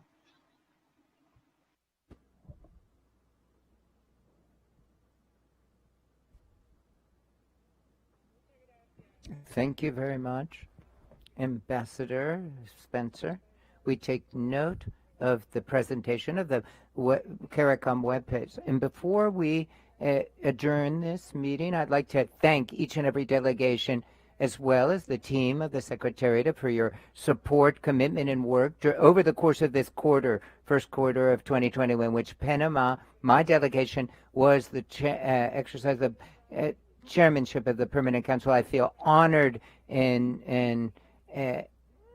because we've used consensus to approve decisions and important issues for the region. And we have frank discussion, and we have hosted the highest level authorities of our country at 5 regular sessions over the course of these 3 months, as well as holding 2 special sessions that have been mentioned. So I am especially satisfied that over this first quarter of meetings, we raise the profile of women's agenda and the gender parity and equity, and not only because we're half of the population of the world or the hemisphere, but we're half of the possibilities and opportunities that exist. And so therefore, we women, Ambassador of Paraguay, we offer the greatest success. In a few hours, she will become the chair of the Permanent Council, and we wish her a happy Easter and And so now we're going to give time for a translation of all of the into all the languages. This meeting is hereby adjourned.